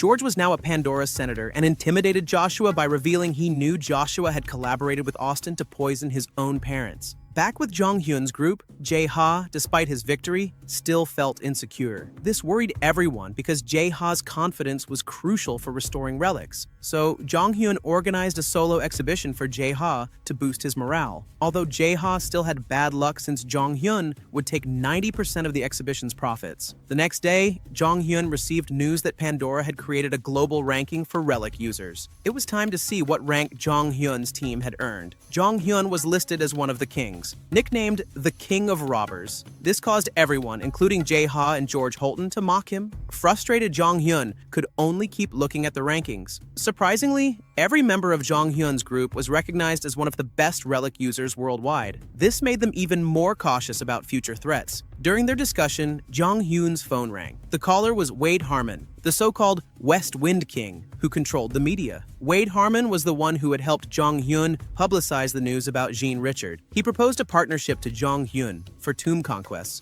Jong Hyun had to be careful because Harmon possessed the Goebbels relic, inspired by the story of the mustachioed aide Yuang, which allowed him to control the news. Wade Harmon offered a fair deal, from information about the 7 deadly sins tombs to a relic called the King's Treasure. Jong Hyun agreed, but there was one surprising catch. Wade Harmon was currently facing a dangerous man named Julian Miller. Though surprised, Jong Hyun didn't say much. He immediately wanted to meet Wade Harmon. On a luxurious plane, the two met. Jong Hyun witnessed what Julian Miller had done, completely wiping out Harmon's excavation team. Harmon asked Jong Hyun to finish Miller off so they could start digging up the tomb, then split the profits fairly. After agreeing, Jong Hyun headed to Syria. There, Seol-ah suddenly remembered that this place was the home of Ali, the man who was supposed to be the king of the sect. Jong Hyun said that wouldn't happen because the relic of Ali was in his possession. Still, Ali remained one of the strongest in Syria. This meant Jong Hyun's team was caught in a three-way conflict: Ali, Julian Miller, and Wade Harmon. Jong Hyun also revealed the relic Miller used, the thunder relic inspired by the Indian god of war, Indra. The relic was powerful but had weaknesses, and they just had to exploit them. In the Syrian desert, Julian Miller was on the move, crushing rival groups and taking their relics. But Miller's actions were actually to protect the nearby villagers. As always, this man's sense of justice was sky high. After his attack, Miller received news that Jong Hyun had arrived in Syria and joined Wade Harmon's team. This made Miller order his troops to move quickly before Jong Hyun could make his move. At Jong Hyun's base, Wade Harmon's crew was busy. They were in a tough spot. Jong Hyun offered an absurd profit split, 9 to himself, 1 to them. But they couldn't refuse since Jong Hyun was the only one capable of stopping Miller. After everyone agreed, Jong Hyun set out for Miller's location. It didn't take long for Jong Hyun to find Miller. They clashed immediately, with Miller wielding the Indra relic. Jong Hyun activated his defense relic. His home relic had always been his safe haven, and he easily provoked Miller. What Miller didn't realize was that Jong Hyun had prepared something unexpected. Jae-ha released all of Jong Hyun's female fans to swarm Miller's location. This caused a huge chaos. Miller was furious because Jong Hyun endangered innocent civilians. Once all the women arrived, Jong Hyun finally emerged from his relic. Suddenly, Miller's relic went berserk. The relic apparently loved women and became unstable. Overjoyed, the relic attacked Miller for allowing women to be in the middle of the desert. Eventually, Miller was defeated by his own relic. Falling down, Miller was swarmed by Jong Hyun's fans, who remembered his promise to date anyone who could get him back up. Miller couldn't withstand this and used his power to put all the women unconscious, allowing him to continue fighting Jong Hyun. Jong Hyun activated his defense relic again. Miller was confused as Jong Hyun didn't attack. It turned out Jong Hyun activated a low-level relic to mock the Indra relic. Indra retaliated, but the attacks hit Miller instead. After being hit twice by the godly relic, Miller was knocked out. Jong Hyun didn't mean harm to Miller, and even offered him a contract to join the excavation team. Though Jong Hyun threatened to expose photos of Miller with the women, Miller ultimately agreed to the contract. After joining the team, Miller revealed that Wade Harmon's group was searching for the Pak Kumis relic. The Goebbels relic and the Pak Kumis relic, if united, would become incredibly powerful, making Wade Harmon stronger than Pandora. Jong Hyun was already aware of this plan and actually intended to betray the Crescent Wind King. His betrayal was simple: conquer the tombs in Syria and give nothing to Wade Harmon. It was time for them all to enter the tomb. Miller was shocked by Jong Hyun's excavation method, he blew up all the paths leading inside the tomb. As they ventured deeper, the tomb was revealed to contain a plague relic. What shocked Jong Hyun was that they weren't just facing one plague relic, but several. At that moment, Jong Hyun realized he had been trapped by Wade Harmon. In this desperate situation, Jong Hyun's entire team activated their relics to avoid the incoming diseases. After a long battle and detonating numerous relics, Jong Hyun's team finally managed to defeat the plague relics. They even found several useful relics, including a bag belonging to the god of plague. Miller wanted to keep this bag, not trusting Jong Hyun to not misuse the relic. Amidst their debate, Seol Ah and Jae Ha were struck by effects from another plague relic. Jong Hyun ordered everyone to enter his pig house relic while he fought alone. He did something simple but effective, detonating dozens of relics simultaneously while shielding himself with the Medusa shield relic. Jong Hyun won and managed to obtain the legendary plague relic, Hippocrates. After defeating the relic, Jong Hyun's group left the tomb and took their medical relics. Jong Hyun also took the plague god's bag relic from Miller in exchange for the medical relics. Then, Jong Hyun did something crazy. He drank the contents of the Hippocrates relic, causing everyone to panic. Jong Hyun drank Hippocrates with one goal: to meet the plague god Nergal from Mesopotamian legend. The ritual worked. Nergal appeared, and they formed a contract because Nergal admired Jong Hyun's resistance to poison. With this relic secured, Julian Miller was angry, believing the relic could be dangerous to humans. Jong Hyun assured him he would only use it once. Elsewhere, Wade Harmon and his crew were hit by a wave of dirty water, trapping them. This was caused by Jong Hyun using Nergal's power. After being washed by the water, Harmon's entire crew was infected with a disease that was difficult to cure. Back with Jong Hyun's group, peace returned. Miller admitted Jong Hyun was a good person for not abusing the Nergal relic, especially after Jong Hyun destroyed Nergal right before his eyes. Suddenly, the tomb collapsed as the main relic was conquered. Outside the tomb, Jong Hyun and Miller agreed to cooperate because Miller believed Jong Hyun was trustworthy. However, once Miller left, Jong Hyun gathered the shards of the Nergal relic to restore it. There was no way Jong Hyun would simply discard such a powerful relic like Nergal. After all the chaos that had happened, a few days later, a commotion broke out. Wade Harmon was furious, demanding to meet a woman named Jin Chae-won. Jin Chae-won was known as the Greed King, possessing various powerful relics. Wade Harmon wanted to use Jin Chae-won's medical relic, but she ended his life with her power instead. Now, Jin Chae-won began to see Jong Hyun as a serious threat and wanted to meet him immediately. Meanwhile, Jong Hyun and his team were holding a relic auction. One of the items up for sale was the plague god relic, Nergal. This angered Miller, who felt deceived, but Jong Hyun assured him everything was under control. How could it not be? The buyer of this relic was Irene Holton, a woman obsessed with Jong Hyun. Learning about Irene and Jong Hyun's connection, Seol Ah suddenly felt conflicted. This was because Seol Ah had been Jong Hyun's lover in a previous life, so she was deeply troubled by her lingering feelings. In the midst of her confusion, Seol Ah took a day off and encountered a suspicious servant. The servant turned out to be Jin Chae-won in disguise, using a camouflage relic. This put Seol Ah in danger since she was one of the people who had betrayed Jin Chae-won by siding with Jong Hyun. Meanwhile, Jong Hyun was busy hearing news that the excavation he was conducting in Syria had become a major problem. Pandora was monopolizing tomb excavations by selling permits. The buyers of Syrian tomb permits were furious at Pandora, but for Jong Hyun, this was irrelevant since he had not broken any rules. Pandora's regulation stated that excavation teams with fewer than 10 members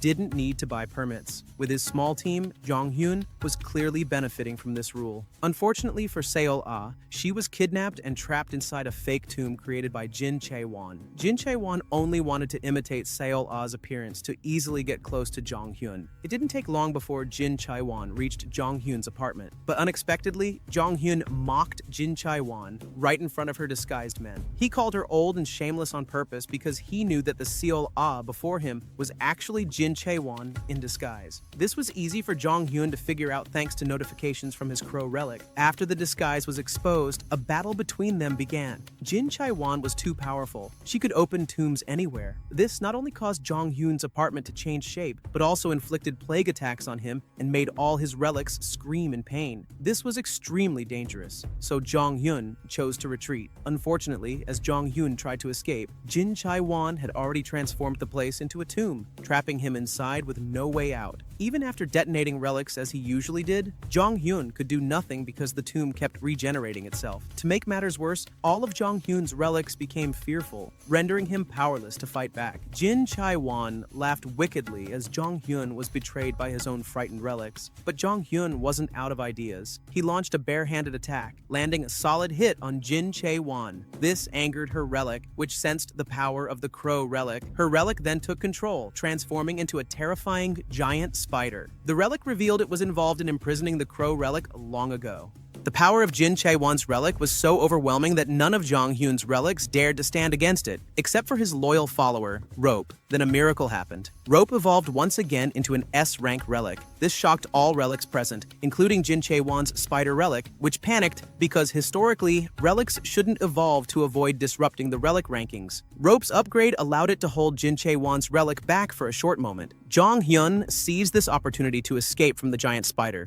At this crucial moment, Jong Hyun summoned all his relics and gave them a choice: fight or flee. He also realized to his anger that his 3 Egyptian god relics had run away. Before he could find answers, new danger arrived. The spider relic reached Jong Hyun's location and unleashed several high-level relics to join the battle. Usually calm, Jong Hyun now began to panic. The battle was inevitable. Jong Hyun started using Hammurabi. Fortunately, there was still a powerful relic named Nero on his side. Seeing Nero, the spider relic became furious, feeling betrayed. Nero was also angry because the spider relic had never been chosen as leader of the relics. This made Jong Hyun curious about the relic world's deeper mysteries, but explanations could wait. Right now, he needed to escape. Nero, a high-level relic, managed to hold off the spider's forces and unleashed its signature power, the Golden Palace. Inside the Golden Palace, Jong Hyun began sorting through his relics. Some had fled, but some were ready to fight. He divided his forces into 2 groups, one to assist his attack and another to defend with Nero. Jong Hyun then launched his strategy, not by attacking the spider directly, but by targeting Jin Chai-won, who was unconscious. No matter how powerful her relics were, if their user was KO, they were useless. The spider relic immediately sensed Jong Hyun's plan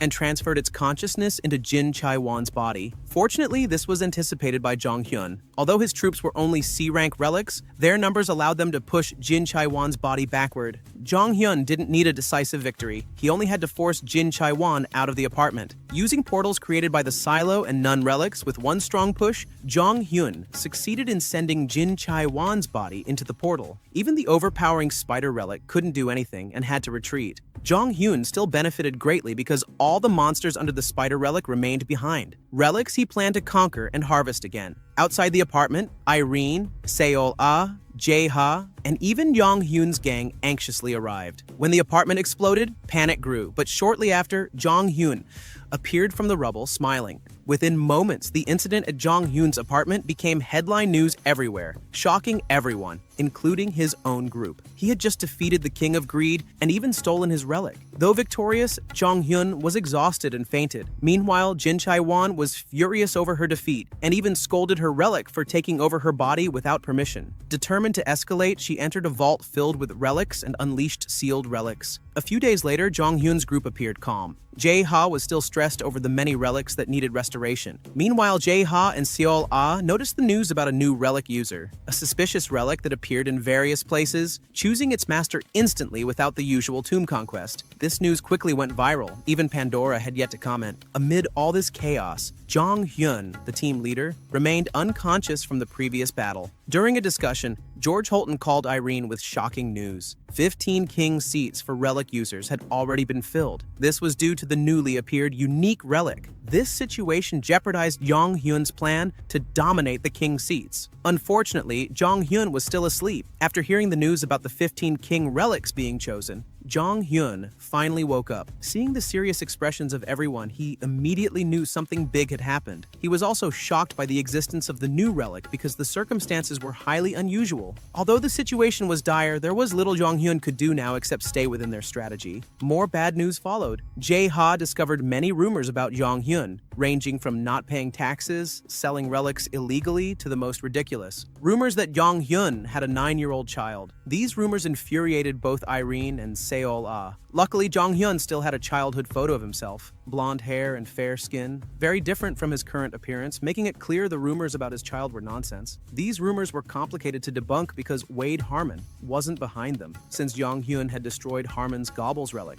After sorting out the rumors, Jong Hyun turned his attention to the relics he had just acquired from Jin Chai-wan. He began sorting through which relics he could use. Among them were the Pygmalion relic, inspired by the Greek sculptor who fell in love with his own statue, and the fire relic of Hephaestus, the Greek god of blacksmiths. These relics were clearly useful for Yu Jae-ha. The next day, Jong Hyun's group prepared to move again, heading back to Asia for another tomb excavation. Miller was already famous there for battling many excavation teams. An interesting thing caught Jong Hyun's attention: a photo of a boy who looked like him. This made Jong Hyun angry and determined to confront the boy, who was likely a relic user imitating him. The scene shifts to Kazakhstan, where a commotion erupts in front of a tomb. The TKBM team is furious because they cannot easily excavate the tomb. They must pass through Julian Miller. Besides TKBM, there are other excavation teams present, including one with a boy who looks remarkably like Jong Hyun. None of them can enter the tomb because Miller only allows one person inside, due to the notorious reputation of the teams in front for sacrificing their own members. Amid the heated debate, an expected figure appears: Seo Jong Hyun himself. In an innocent tone, Jong Hyun claims that Miller is now his subordinate, which explains why Miller is holding everyone back. Miller, one of the strongest people in the world, takes offense to this and immediately fights Jong Hyun. Seeing this opportunity, all the groups unite to fight Jong Hyun, who has become a barrier to their excavation efforts. Elsewhere inside the tomb, Jong Hyun and his team are already deep within. What's happening outside is merely a ruse. He uses a relic to create a clone of himself there. Now it's time to begin excavating the Kazakhstan tomb. Inside, rows of statues shaped like ancient Chinese royal guards are neatly arranged. Jong Hyun quickly realizes the tomb's relic owner wants to play a game of chess. About to start the chess game, Jong Hyun discovers it's an ancient version of chess. He provokes the tomb's relic owner to change the basic rules of the game, arguing it's unfair since Jong Hyun doesn't know the original rules. The relic agrees. Jong Hyun knew it would because the tomb's relic is The Art of War, written by the great Chinese general Sun Tzu, legendary for his military treatises. Jong Hyun pushes the relic further away from a simple chess game because he knows he will never win by the rules. With no agreed rules left, Jong Hyun provokes a direct battle, which the Art of War relic accepts. Now, Jong Hyun and his team must fight stone statues. But things don't go smoothly. Jong Hyun's clone outside has already been defeated, forcing the team to split up. Jae-ha and Seol-ah will hold off the other excavation teams outside, while Jong Hyun focuses on fighting inside. Outside the tomb, everyone, including Miller, is shocked when Jong Hyun suddenly disappears before their eyes. Only Miller realizes they were fighting Jong Hyun's clone all along. Then, the crowd rushes into the tomb, only to be taunted by a statue of Jong Hyun. Unbeknownst to them, this statue was prepared by Jae-ha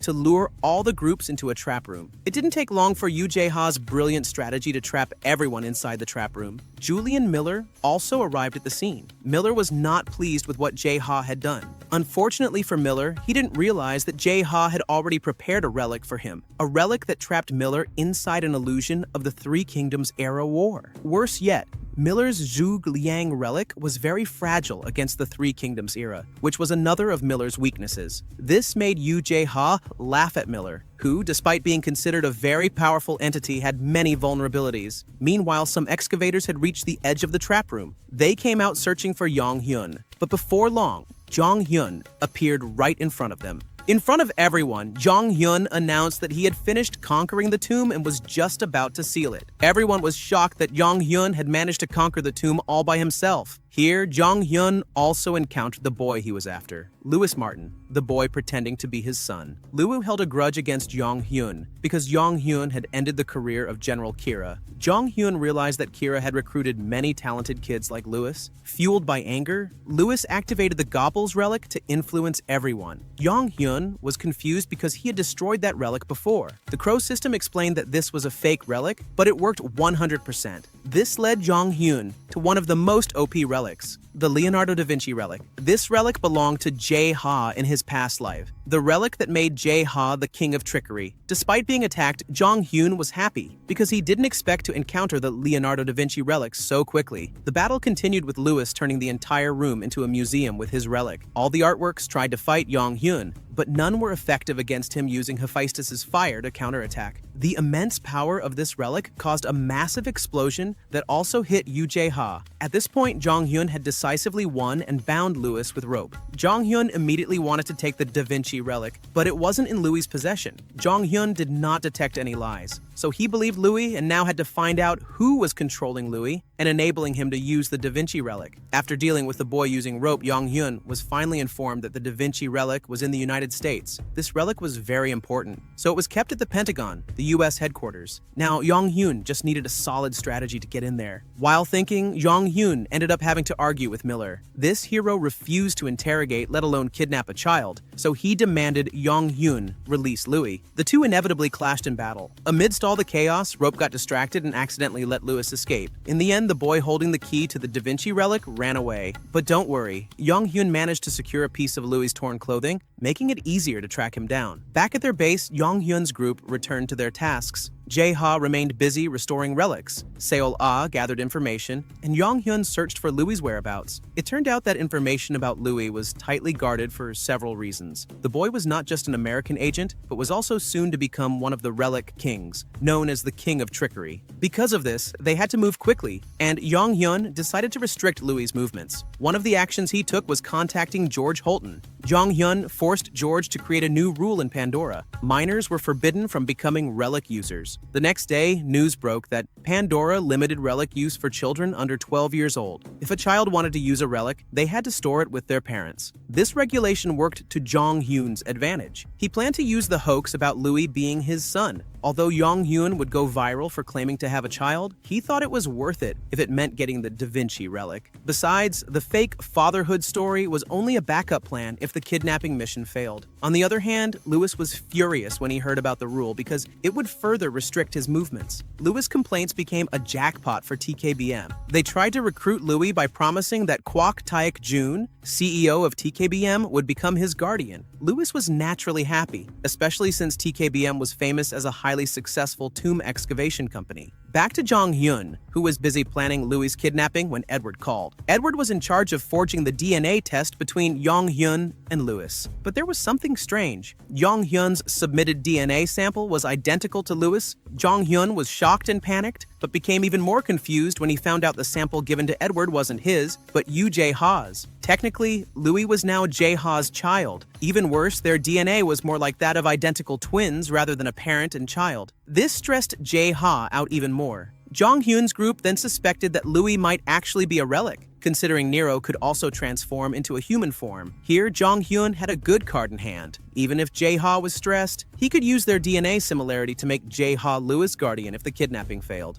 The next day, Jong Hyun's group quickly set out to the place where Louis was. They were all shocked to find Louis riding in a car with Yoon Si-woo, the vice chairman of TKBM. Jong Hyun immediately ordered Seol-ah to send Gildal into the car to find out where they were going. From what Gildal overheard, Louis was about to sign a contract with Quac Taek-jun, making the TKBM CEO his guardian. Jong Hyun knew exactly that Quac Taek-jun wanted to recruit talented people like Louis. This was interesting, especially since Jong Hyun had Jae-ha, whose DNA was much closer to Louis's. Victory was already 99%. When Louis entered the TKBM building, he immediately met Quac Taek-jun. Without wasting time, the CEO handed Louis a guardian contract. The terms were simple. Quac Taek-jun only wanted to use the Da Vinci relic a few times, which Louis agreed to. Just as everyone was happy, suddenly the building's alarm rang and the lights went out. Gildal had already kidnapped Louis in an instant. This caused Quac Taek-jun to panic and order all his members to search for Louis. It didn't take long before Jong Hyun, the cause of the chaos, was surrounded. Quac Taek-jun laughed at Jong Hyun since he had just signed the guardian contract. But Quac Taek-jun clearly didn't know that Jong Hyun had a winning card. Jong Hyun immediately presented the DNA test between Jae-ha and Louis, which stunned everyone because it proved Louis was Jae-ha's child. Quac Taek-jun, unable to accept this fact, demanded a DNA retest by his team. He was left speechless because Jae-ha and Louis' DNA were indeed very similar. With this, Jong Hyun's group once again crushed TKBM's grand plans. After securing Louis, Jong Hyun didn't waste time. He immediately took Louis to the Pentagon. Although Louis was furious and Jae-ha was mentally shaken, Jong Hyun didn't care because securing the Da Vinci relic was far more important. During the journey, the train they were using suddenly crashed due to the appearance of a tomb. Jong Hyun received a notification from the Crow relic that the tomb's appearance was caused by another relic, so Jong Hyun was sure they were under attack. Quickly, Jong Hyun ordered Seol Ah to use Gildal to evacuate everyone inside. Outside the train, Joshua, one of the relic users at the king level, was already there. He was the attacker and wanted to take Louis because Louis was a very valuable asset. Joshua easily succeeded by using his relic to capture Louis. Now, Joshua had only one goal left: to eliminate Jong Hyun, who was also there. Now that Joshua had Louis in his hands, he immediately tried to finish off Jong Hyun, who was still hiding inside the train. Joshua wasn't holding back. He went straight for the nuclear bomb relic, born from humanity's fear of all-out nuclear war. As the massive attack hit, Jong Hyun relied on the Hammurabi relic and Aegis for protection, though Aegis was trembling with fear the entire time. When the dust settled, Joshua was all smiles. But not for long. To his surprise, the train carrying Jong Hyun was completely intact. Even more shocking, Jong Hyun himself emerged unscathed. Jong Hyun then counterattacked using Hammurabi, leveling everything. Except for Louis, of course. He made sure not to harm the kid. Despite taking heavy damage, Joshua stayed on his feet, transferring his wounds to one of his subordinates. Realizing how dangerous things could get, Jong Hyun once again tied Louis up with the rope relic to keep him from escaping. Now, all that was left was a one-on-one with Joshua. Joshua wasn't called the King of Fate for no reason. His relics were broken-level powerful. He had two main relics: Temple of Delphi, which showed him glimpses of the future when he slept inside it. Unfortunately, it wasn't combat usable. And Century of Nostradamus, based on the French scholar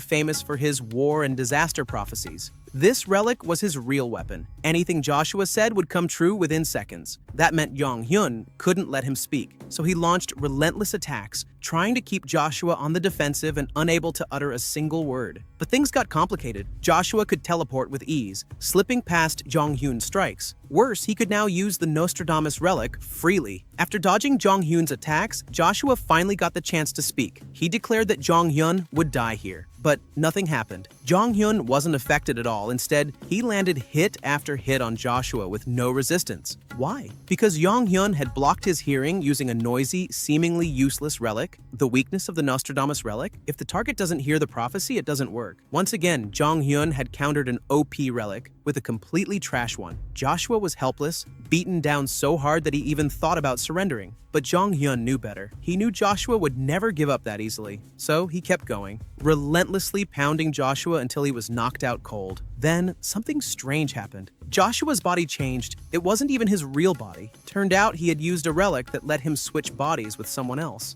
Jong Hyun had guessed this might happen, so he didn't hold back. Even if Joshua was miles away, he'd still feel the pain of that beating. Back at Joshua's real location, his body was writhing in pain. Furious, he reviewed the mission files on eliminating Jong Hyun, submitted by various parties. One in particular caught his attention, a file from John Smith, a mysterious figure who somehow knew about the Crow relic. Joshua planned to use that info against Jong Hyun. Meanwhile, back with Jong Hyun's group, the fight with Joshua was over. But another problem remained. The tomb that had appeared still needed to be cleared. Since someone had to guard Louis to keep him from escaping again, Jong Hyun decided to go into the tomb with only Jae-ha. This relic tomb had taken the form of Wolji Lake. Upon arrival, Jong Hyun and Jae-ha were immediately invited aboard a boat. The boat carried them across the water to a luxurious pavilion where, to their surprise, a feast had already been prepared. Seeing this, Jong Hyun immediately guessed the relic in this tomb was connected to Wolji Lake, a famous man-made lake once used for royal celebrations during the Silla dynasty. Turns out there were many relics within the lake, but the host of this tomb was the 14-sided dice, also known as Juryeongu. This relic originated from an old Korean drinking game, where the dice determined your punishment, whether it was dancing, reciting poetry, or even hopping like a bunny. As part of the challenge, Jong Hyun and Jae-ha were invited to sit down and play the game with the relic. If they won, they would conquer the tomb. As with most relic tomb keepers, Juryeongu was extremely confident in his strategy. Unfortunately for him, he had no idea who he was dealing with. Jong Hyun already had a master plan in mind. A few hours passed. The next thing they knew, both Jong Hyun and Jae-ha were lying unconscious on the lake's edge, but they'd won. The tomb had been conquered. With the challenge complete, the tomb dissolved and everyone inside it safely reappeared outside. Now, all they had to do was call the rescue team and go home. But just as things seemed to be wrapping up, something unexpected happened. A military unit approached, not a rescue team. These soldiers were sent specifically to take down Jong Hyun. Even more shocking, their commander boldly claimed he knew Jong Hyun's weakness. The soldiers turned out to be from the United States military. America had officially labeled Jong Hyun as a major threat. To make things worse, they tried to paint themselves as heroes, accusing Jong Hyun of holding civilians hostage even though those people were Joshua's victims. Jong Hyun stayed calm. He told the civilians to go with the American soldiers and let them escort everyone to safety. Once all civilians were secured, it was go time.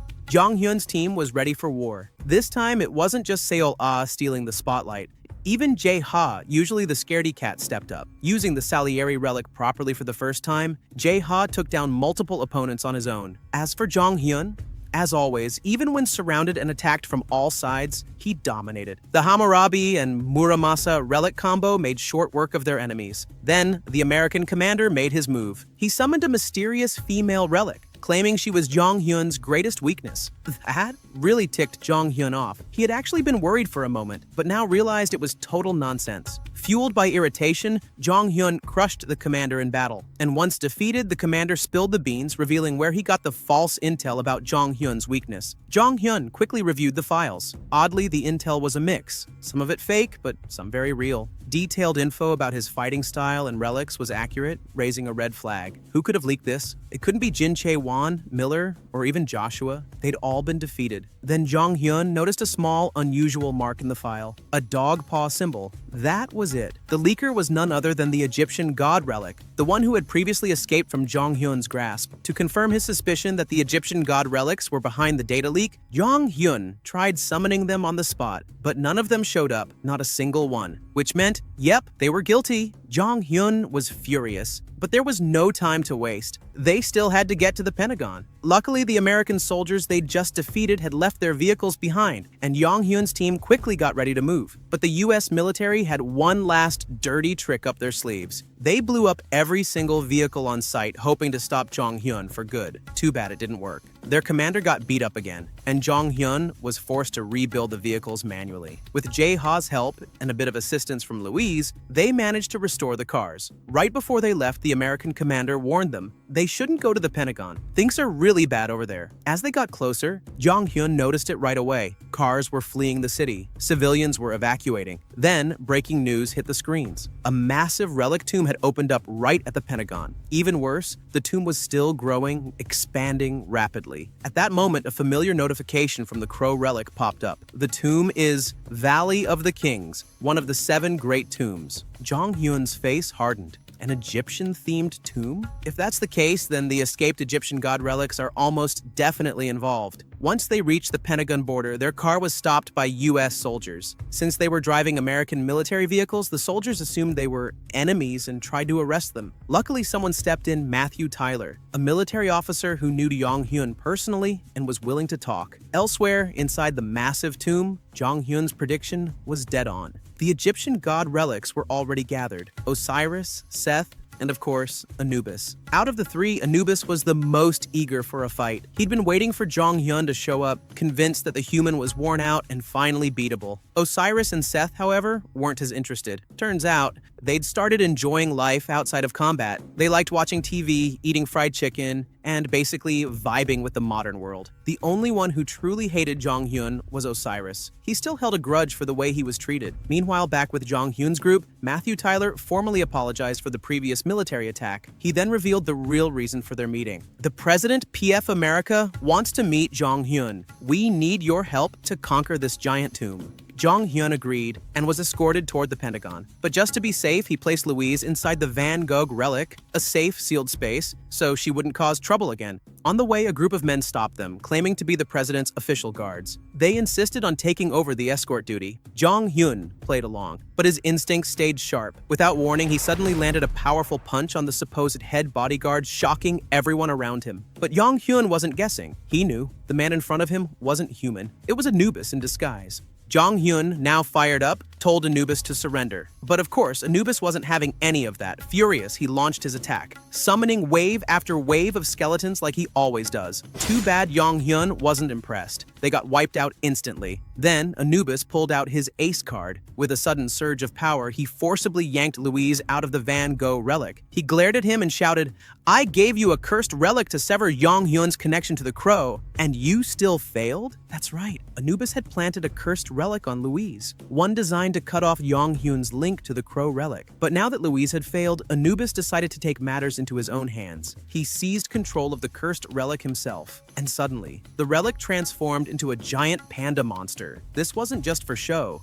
Jong Hyun knew that if even one of the panda's attacks landed, he could be in serious trouble. So, without hesitation, Jong Hyun summoned Hephaestus's fire, a blazing divine flame. The fire clashed with the panda and held it back, giving Jong Hyun the upper hand. At the same time, Seol Ah joined the fight. She had recently powered up, and this was her moment to shine. Together, they overpowered the panda and shattered it into pieces. Anubis realized the battle was lost. If he got captured, he knew he wouldn't be sealed. He'd probably be turned into kebab. Panicking, he tried to flee, but Jong Hyun gave the order to rope to get Anubis cue the chase scene. Anubis ran for his life, literally crawling along the ceilings, trying to escape like a horror movie villain. But it didn't matter. Rope caught him. Dragged in front of Jong Hyun, Anubis already knew his fate was sealed. He tried to plead his case. I didn't betray you out of malice. I just knew we couldn't win against Jin Chai-won's relic. I did what I had to. Jong Hyun didn't care. He was pissed, not just because of the betrayal, but because Anubis doubted him. So he turned Anubis into a lontong, yeah, that soft rice cake, and tossed him to Jae-ha for a relic restoration session. Not long after, Seth and Osiris showed up.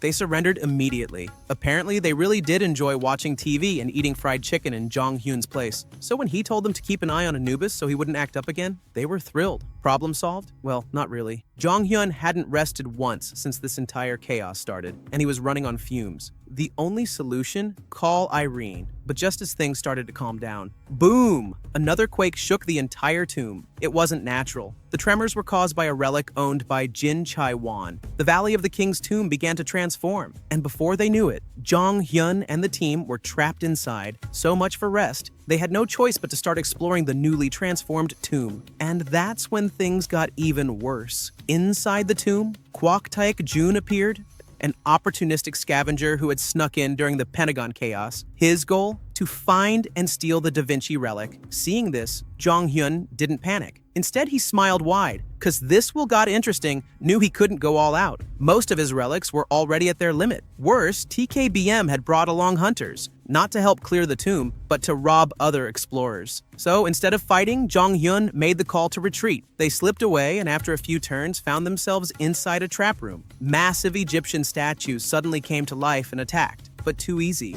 The team wiped them out without breaking a sweat. After that, just one more turn, and there she was, Irene. Their backup had arrived. With her support, they resumed excavation more smoothly. Jong Hyun immediately started reading the ancient relic script carved into the walls. Unfortunately, the only thing he could gather was that several high-tier relics were sealed inside the tomb. But as for the actual owner of the tomb, blank. No information. Nada. So they had no choice but to keep going deeper. Then came trouble. American soldiers appeared, blocking their path. They had strict orders. Jong Hyun is not allowed to go any deeper. Jong Hyun didn't hesitate. He gave the signal to Irene using Midas Curse. Irene summoned her relic, the Curse of Midas, and attacked. But that's when things got weird. Her power went out of control. Suddenly, the entire tomb began to shake. A system notification popped up. The tomb responds to Irene's power. Defense mechanism activated. And boom! Just like that, curses rained down on the team. Jae-ha turned into an old man. Irene and Seol Ah shrank into little kids. Only Jong Hyun remained normal, protected by the Crow relic.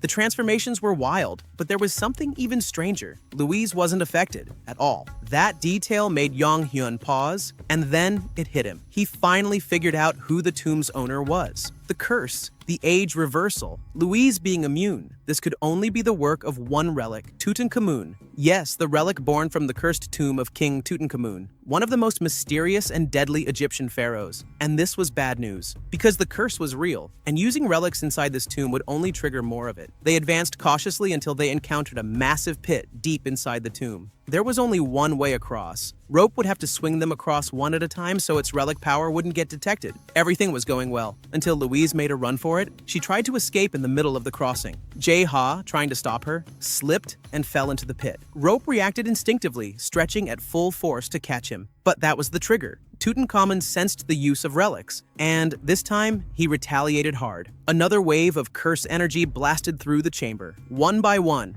members of Jong Hyun's team were hit. This time, the effect was even worse. They didn't shrink or grow old. They turned to ash. Jong Hyun stood frozen, watching the aftermath. And somewhere in the tomb's depths, Tutankhamun smiled. When Jong Hyun came to, he found himself in a tight, claustrophobic space. He screamed. His voice echoed through the narrow confines. He was trapped inside a coffin. No relics, no allies, just darkness and the faint scent of ancient decay. Thankfully, Rope was nearby and heard his cries. But every relic had been separated from Jong Hyun, including Rope, who could only cling helplessly to the outside of the coffin. Meanwhile, Jong Hyun's team had been scattered across the tomb. Irene and Seol Ah found themselves in a twisting corridor that seemed to go on forever. Confused but determined, Seol Ah took action. She summoned her relic, Gildal, and gave her one job to find Jong Hyun. But don't use too much power. They can't let Tutankhamun notice them. With that, they waited. The unluckiest member of the group, Yu Jae-ha. He had literally fallen straight into the middle of the TKBM excavation crew.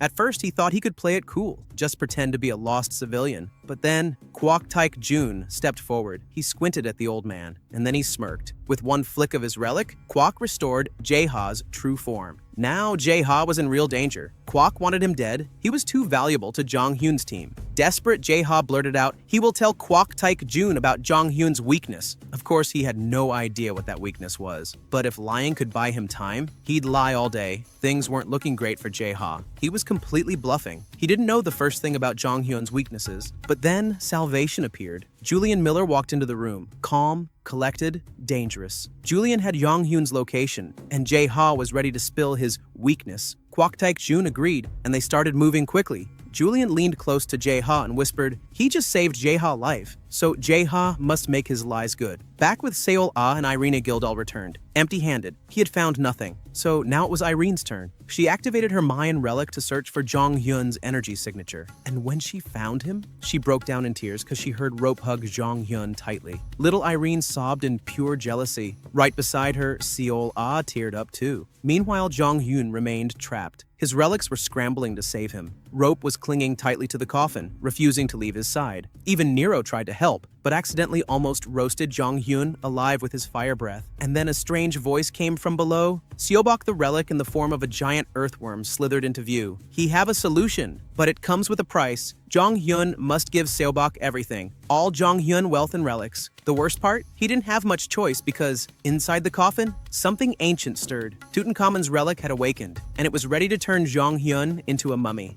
Just as things were looking grim, help arrived. Seol Ah and Irene burst into the chamber where Jong Hyun was trapped. Without hesitation, Seol Ah punched Seobok square in the face. The solution turned out to be surprisingly simple, just a chant. Once they spoke the ancient incantation, the coffin creaked open and Jong Hyun gasped as he emerged, finally free. Relief washed over the group, especially Irene, whose emotions had been spiraling the entire time. Jong Hyun, though exhausted, was relieved that all his relics were still intact. Now there was only one thing left to do: find Yu Jae-ha. Once again, Gildal took on the mission. She returned with troubling news. Jae-ha was with Quac Taik Jun, and even worse, Julian Miller was there too, discussing Jong Hyun's weaknesses. That part made Jong Hyun uneasy, not because he doubted Jae-ha, but because Julian Miller might actually know the truth. And if he mentioned the Raven relic, things could get ugly. Amidst this anxiety, Seol Ah spoke up. What if they restore Miller's memories? Jong Hyun hesitated. In their past life, he and Miller had never gotten along, but Seol Ah was firm. If Miller remembers who they really are, there's no way he'd work with TKBM. It was risky, but Jong Hyun agreed. They had a plan now. He marched straight toward the TKBM group, Julian, Quac, and Jae-ha. No words, just a challenge to Miller.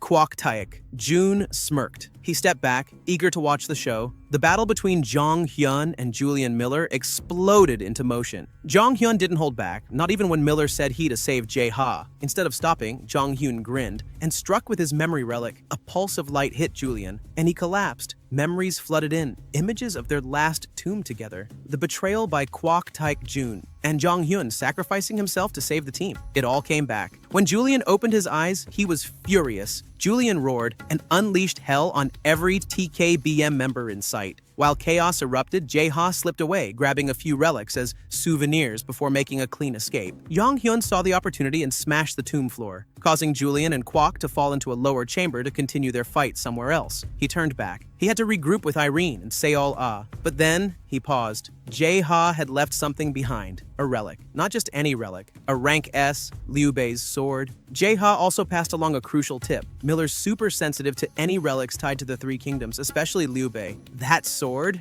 It's like his natural counter. With his team finally regrouped, Jong Hyun stood at the entrance of the final chamber, just a few steps away from the boss room. But first, it was trap time. He began setting up a series of intricate traps, explosives, illusion wards, and curse-triggered relics. But before he could finish, someone unexpected arrived. Julian Miller. Covered in dust, furious, and definitely not in the mood for jokes, Julian demanded answers. Why did he see all those memories? Why did they feel so real? Jong Hyun didn't hold back and said, because they were real. That was our past life. It all clicked for Miller. He'd been betrayed by TKBM. He saw Jong Hyun sacrifice himself. The memories weren't tricks. They were the truth. Reluctantly, the two agreed to work together. Although Miller wasn't thrilled with the contract Jong Hyun made him sign. But with Liu Bei's relic sword in Jong Hyun's hands, Miller had no leverage. Meanwhile, at the TKBM camp, Quac Taek-jun had survived his fall. Bruised but not broken, he rallied his troops and stormed toward Jong Hyun's position. Unfortunately for them, they walked right into the trap. The entire corridor erupted in a massive explosion. Screams echoed. Dust filled the air. And Jong Hyun? He just smiled. TKBM had fallen. The trap worked like a charm. Smoke, debris, and half the team out cold. Jong Hyun stepped out casually, brushing dust off his jacket. He rolled out a golden sarcophagus. Yes, the cursed coffin that once imprisoned him. This relic was designed to trap anyone with king-like authority. And now, it was time to use it on Quac Taek-jun. Quac didn't stand a chance.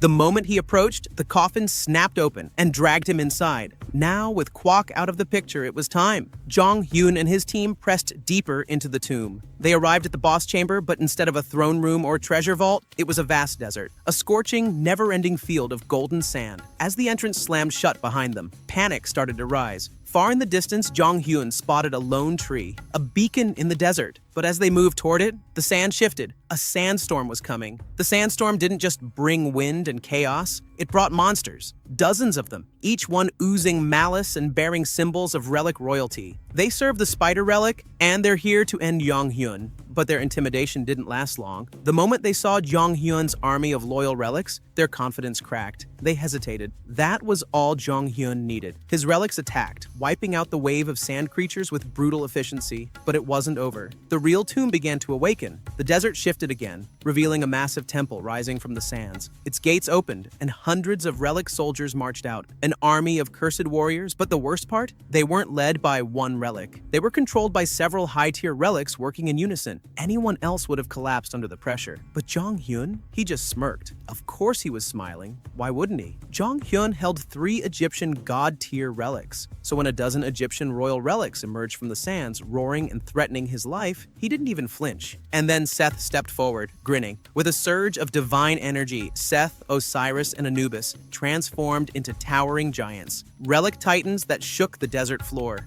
The royal relics? They panicked. They tried to sway him, but Anubis was helpless. He couldn't fight Seth and Osiris together. Even when he tried, he looked more like a tired dog getting dragged around. A sight that made Jong Hyun chuckle. Within minutes, the battle was over. Jong Hyun had won completely. After the dust settled, he gathered the remaining Egyptian relics. He turned to the tomb's master, Tutankhamun, to bring out all the relics, every single one. Tutankhamun claimed they had already been collected, but Jong Hyun just smiled and looked up. A bird hovered overhead, glowing faintly. Without hesitation, Jong Hyun hurled Tutankhamun into the relic bird, revealing its true form. With that, the Valley of the Kings was conquered, and not a single relic remained to report back to Jin Chaiwan. With victory secured, Jong Hyun began sorting the spoils. The Egyptian relics were no joke, especially Tutankhamun's, which turned out to be one of the 7 royal relic keys, a cursed relic with the ability to temporarily boost the power of other relics. A perfect addition to Jong Hyun's growing arsenal. Then came the bird. It wasn't just any relic,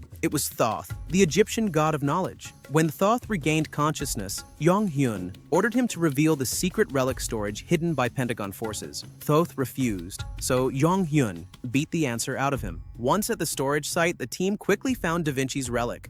A perfect match for Jae-ha, who instantly bonded with it and gained a massive boost in skill and creativity. As for the rest, Jong Hyun absorbed them all. With that, the group began their exit from the Valley of the Kings. By the next day, news of the valley had spread like wildfire. People were shocked. The tomb hadn't vanished, it was still floating above Pentagon soil. Jong Hyun had left it open on purpose. Why? Because Quac Jun was still trapped inside. With his enemies sealed and relics secured, Jong Hyun just wanted one thing, is to rest. Back at base, his most loyal relic, Rope, worked hard to prepare his room, cleaning every inch of it. But then came Dalby, stirring trouble. Rope's heart sank. Even worse, Jong Hyun tossed Dalby out of his room when he walked in. But Rope had already fallen into despair. That's when Thoth, still bitter, tried to manipulate her. Luckily, Seth appeared just in time to stop it. He offered Rope a real solution to ask Seobok, the relic with connections. He might know something. Rope followed the lead, but as expected, Seobok didn't move without incentive. $100 million.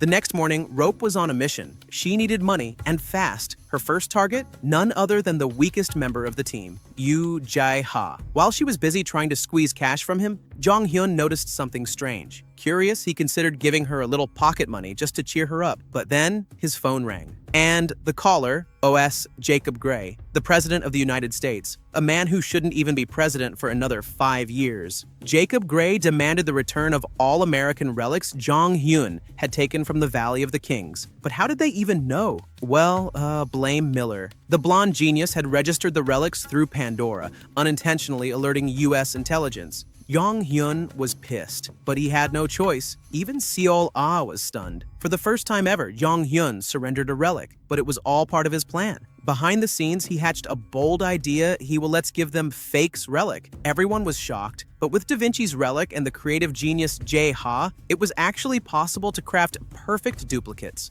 Jong Hyun personally trained Jae-ha with the relic, and the results? Jae-ha succeeded, barely. Exhausted, broken, but brilliant. The replicas were ready, and Jong Hyun added one final touch. He infused the fake relics with a plague, using the plague relic, turning them into ticking time bombs. Finally, the exchange day arrived. Jong Hyun, Seol-ah, Miller, and Jae-ha headed straight to the Pentagon. Along the way, they discussed Jacob Gray. He shouldn't be president yet. This future, it's already changed. Jong Hyun frowned. In his past life, Jacob Gray started World War III with General Kira. They can't let that happen again. They arrived at the drop site. Everything was ready. The fake relics, the curse hidden within, the smiles hiding daggers. Upon arriving at the White House, the President of the United States, Jacob Gray, immediately asked about the whereabouts of his relic. Jong Hyun promptly handed over what the president wanted, knowing full well that rumors about the man weren't exactly flattering. Jacob Gray was accompanied by his official relic restoration team to verify whether the relic was genuine or fake. This group is highly trusted by the US government, as it consists of exceptionally talented individuals. Unfortunately, they're still no match for Yoo Jae-ha, and thus were unable to detect that the relics were actually all fake. Upon hearing from his personal restoration team that the relic was genuine, President Gray immediately wanted to discuss a possible collaboration with Jong Hyun. This was, of course, beneficial for Jong Hyun, as it gave him access to new information that the US possessed. However, something strange happened in the blink of an eye. One of Jong Hyun's relics escaped on its own. The relic that fled was none other than Anubis. He was kidnapped by subordinates of the Spider Relic. They had been tasked with eliminating Anubis, claiming that he had now sided with humans. It became clear that all relics serving under the Spider Relic were extremely hostile toward humans. Anubis was helpless. He had to accept his grim fate as his soul core was attacked in an instant. He was nearly destroyed in the blink of an eye. In his final moments, a relic named Rope tried to save Anubis. Sadly, time was not on their side. Meanwhile, an even more serious issue occurred when the American forces attempted to capture Rope. Jong Hyun immediately sensed what was happening to Rope. He decided to postpone his meeting with the US president to investigate the incident himself. Upon leaving the meeting room, Jong Hyun met up with Seol-ah and Jae-ha. They rushed toward the location where Rope's energy had been detected. There, the official relic restoration team had already arrived and witnessed the complete destruction of Jong Hyun's Egyptian relics.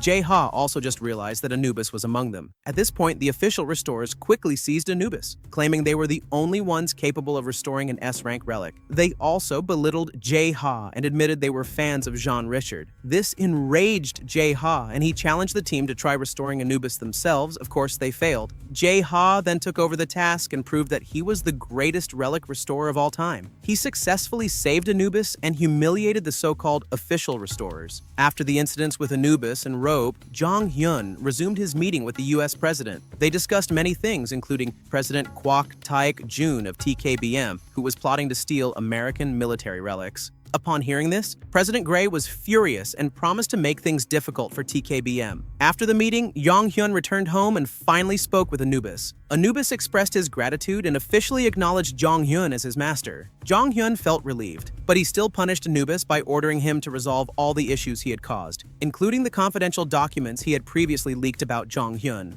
After receiving his mission, Anubis moved swiftly. With the help of Rope and Tutankhamun, he eliminated everyone targeting Jong Hyun. This sudden purge didn't go unnoticed. Pandora, who had placed a bounty on Jong Hyun, quickly realized what was happening. Furious at their inability to stop Jong Hyun, chaos erupted among them. In the middle of this heated argument, Miller suddenly appeared and attacked them all. He was enraged because they had ignored his reports about the relic he had previously submitted. Elsewhere, Jong Hyun was driving through an undisclosed location. He had just reclaimed Louise, the woman who had once nearly brought about Jae-ha's downfall. Jong Hyun took Louise in, recognizing her talent and knowing that she mustn't fall into the wrong hands. During this time, Jong Hyun received a phone call from Miller. The bespectacled man had received intriguing information from Yoon Si-wo. Apparently, TKBM was on the brink of internal conflict. After the disappearance of Quac Tak-jun, his 3 children were now preparing to fight for leadership of TKBM. Jong Hyun, foreseeing the coming turmoil, smiled, realizing the immense advantage he could gain from this power struggle. Tensions among Quac Tak-jun's children escalated rapidly. Kwon Sung-woo, the eldest son, had an intense obsession with claiming all of his father's relics. He even ordered Chen, a loyal TKBM employee, to persuade Kwon Joo-hee, the daughter of Quac Tak-jun, to side with them. Seung-woo needed Jo-hee because despite being the eldest, he lacked the ability to effectively wield relics. To open the relic vault left behind by their father, he needed her power. Acting on his orders, Chen went to Joo-hee's location and told her they were in danger because of Jong Hyun's actions. But instead of focusing on the warning Jo, he got distracted by how handsome Jong Hyun was. Still, despite the distraction, she did seem willing to support her oldest brother's side. Meanwhile, Jong Hyun was deep in thought, trying to figure out how to benefit from the internal feud among Quac Tak-jun's children. This was a golden opportunity. He knew that no one else could open Quac Tak-jun's relic vault except his children,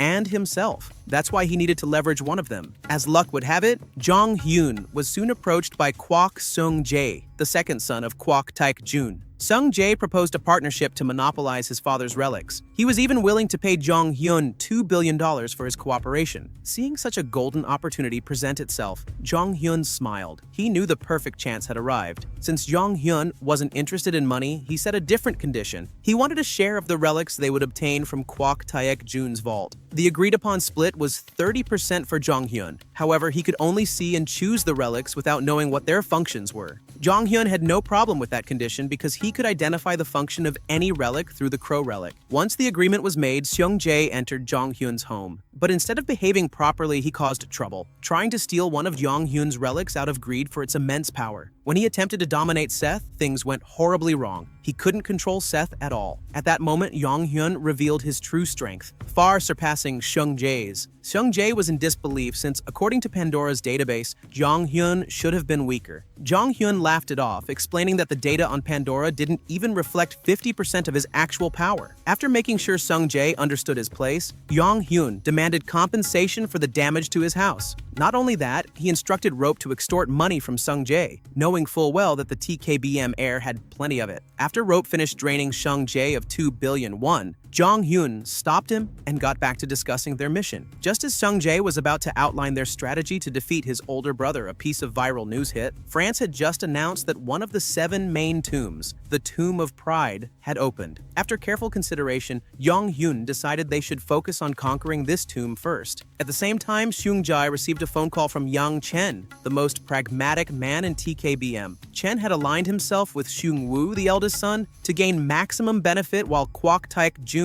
remained trapped inside the Valley of the King tomb. Conquering the Tomb of Pride wouldn't be easy. France had just announced stricter restrictions on excavation teams as they wanted to claim the tomb for themselves. Jong Hyun's famous excavation team would no longer be allowed to enter. That's when Jong Hyun revealed his backup plan, using fake identities. With help from Yoo Jae-ha and Louise, both of whom were now on his side, they quickly forged new identities. The skills of these two were top-notch, making the process seamless. With preparations complete, it was time to depart for France. Jong Hyun's excavation team boarded a commercial flight to blend in with the crowd. Mid-flight, Jong Hyun suddenly realized that Yang Chen and Quoc Taek-jun's eldest son were also on the same plane, headed for France. It was a rare sight to see such wealthy men flying economy class, but it made sense. Money couldn't buy access to the Tomb of Pride, especially not under French government control. Realizing that his enemies were on board, Jong Hyun immediately warned his team. This flight could very well turn into a battlefield. To turn the airplane battle in their favor, Jong Hyun had already prepared a plan. He wrote an absurd contract designed to provoke Sung-woo emotionally. If Sung-woo were to tear the paper, the contract would activate thanks to the relic power Jong Hyun used. Rope effortlessly delivered the contract to Sung-woo. However, during delivery, Rope was caught by Yang Chen. Realizing Rope was Jong Hyun's relic, Chen ordered his men on board to attack. The TKBM troops quickly located Jong Hyun's position, and the battle broke out. Unfortunately, Jong Hyun was at a disadvantage. He couldn't use his most powerful relics, as doing so in a crowded airplane would cause civilian casualties. Meanwhile, the TKBM squad used combat-enhancing relics more efficiently. As the fight dragged on, Jong Hyun found himself increasingly cornered. Luckily, Sung Jae appeared. Jong Hyun instantly lunged at the eccentric man, using him as a human shield. This unexpected move confused the TKBM troops, making it harder for them to decide their next step. After taking Sung Jae hostage, Jong Hyun demanded a fitting ransom. For the second son of Quoc Taek-jun, Jong Hyun asked for shares and relics from TKBM. While the demand was outrageous, Sung-woo still agreed and signed the contract delivered by Rope. With the deal sealed, Rope was freed and the contract was completed. However, the excavation team hired by TKBM grew furious. The chaos in first class jeopardized their chances of landing in France. Enraged by TKBM's actions, they turned against Jong Hyun's group, initiating another round of conflict on board. The chaos spread quickly, sending the other passengers into a hysterical panic. Jong Hyun, anticipating this, had already prepared a backup plan. The backup plan crashed the plane. Now the objective was to identify which passengers to save and deploy the right strategy to survive. Jong Hyun wasn't the only one thinking this. Yang Chen had also begun executing an evacuation plan to protect TKBM's eldest son. While scanning the cabin for passengers to rescue, Seol Ah was shocked to spot a woman with long hair healing the wounded and effortlessly taking down both terrorists and TKBM agents. Seol Ah immediately recognized her, Chloe, the doctor who was once part of their team. She knew Chloe had to be watched closely. Meanwhile, Jong Hyun's plan was nearing completion. The key players, Jae-ha and Louise. Jong Hyun had secretly moved all the passengers into Van Gogh, his relic, and created illusions of them inside the plane, fooling TKBM completely. He also spread word that the mid-air chaos had been instigated by TKBM, gaining even more political leverage. As the mission approached its final phase, Yang Chen confronted Jong Hyun, demanding the release of Sung Jae. But Jong Hyun simply replied that Sung Jae would only be released after safely landing at the airport. Yang Chen responded with a smug smile and mocked the aircraft itself. As the plane exploded mid-air, Jong Hyun immediately bound everyone together using rope. At the same time, the TKBM squad deployed a powerful defensive relic to protect themselves from the blast. When the wreckage crashed down, Yang Chen scoured through the debris, only to find Jong Hyun's body lying motionless among the ruins. To make sure everything was over, Yang Chen blew up the crash site once again and fled with Sung-woo and Sung Jae in tow. But elsewhere, the real Jong Hyun and the other passengers were perfectly safe. The body Yang Chen saw? A fake. So was the Sung Jae who escaped with him. Jong Hyun had used the Invitation of God relic to pull off the entire deception. There was just one problem. The survivors had been flung all the way to the North Pole. Now, to survive the freezing wasteland, Jae-ha and Louise had to get creative. Their mission? Build a railway and train to reach the nearest habitable area? The next day, Kwok Seung-woo held a press conference. The TKBM heir expressed deep regret, saying he only managed to save 2 passengers and promised generous compensation for the victims' families. His display of compassion sent his company's stock soaring. Meanwhile, Irene and Miller watched the news coverage. According to the official report, Jong Hyun had died in the crash, but both of them weren't buying it. They knew better, and they were determined to find out where Jong Hyun really was. To know what happens to Jong Hyun next, looks like we'll have to wait for the next episode. That's it for today. Don't forget to subscribe.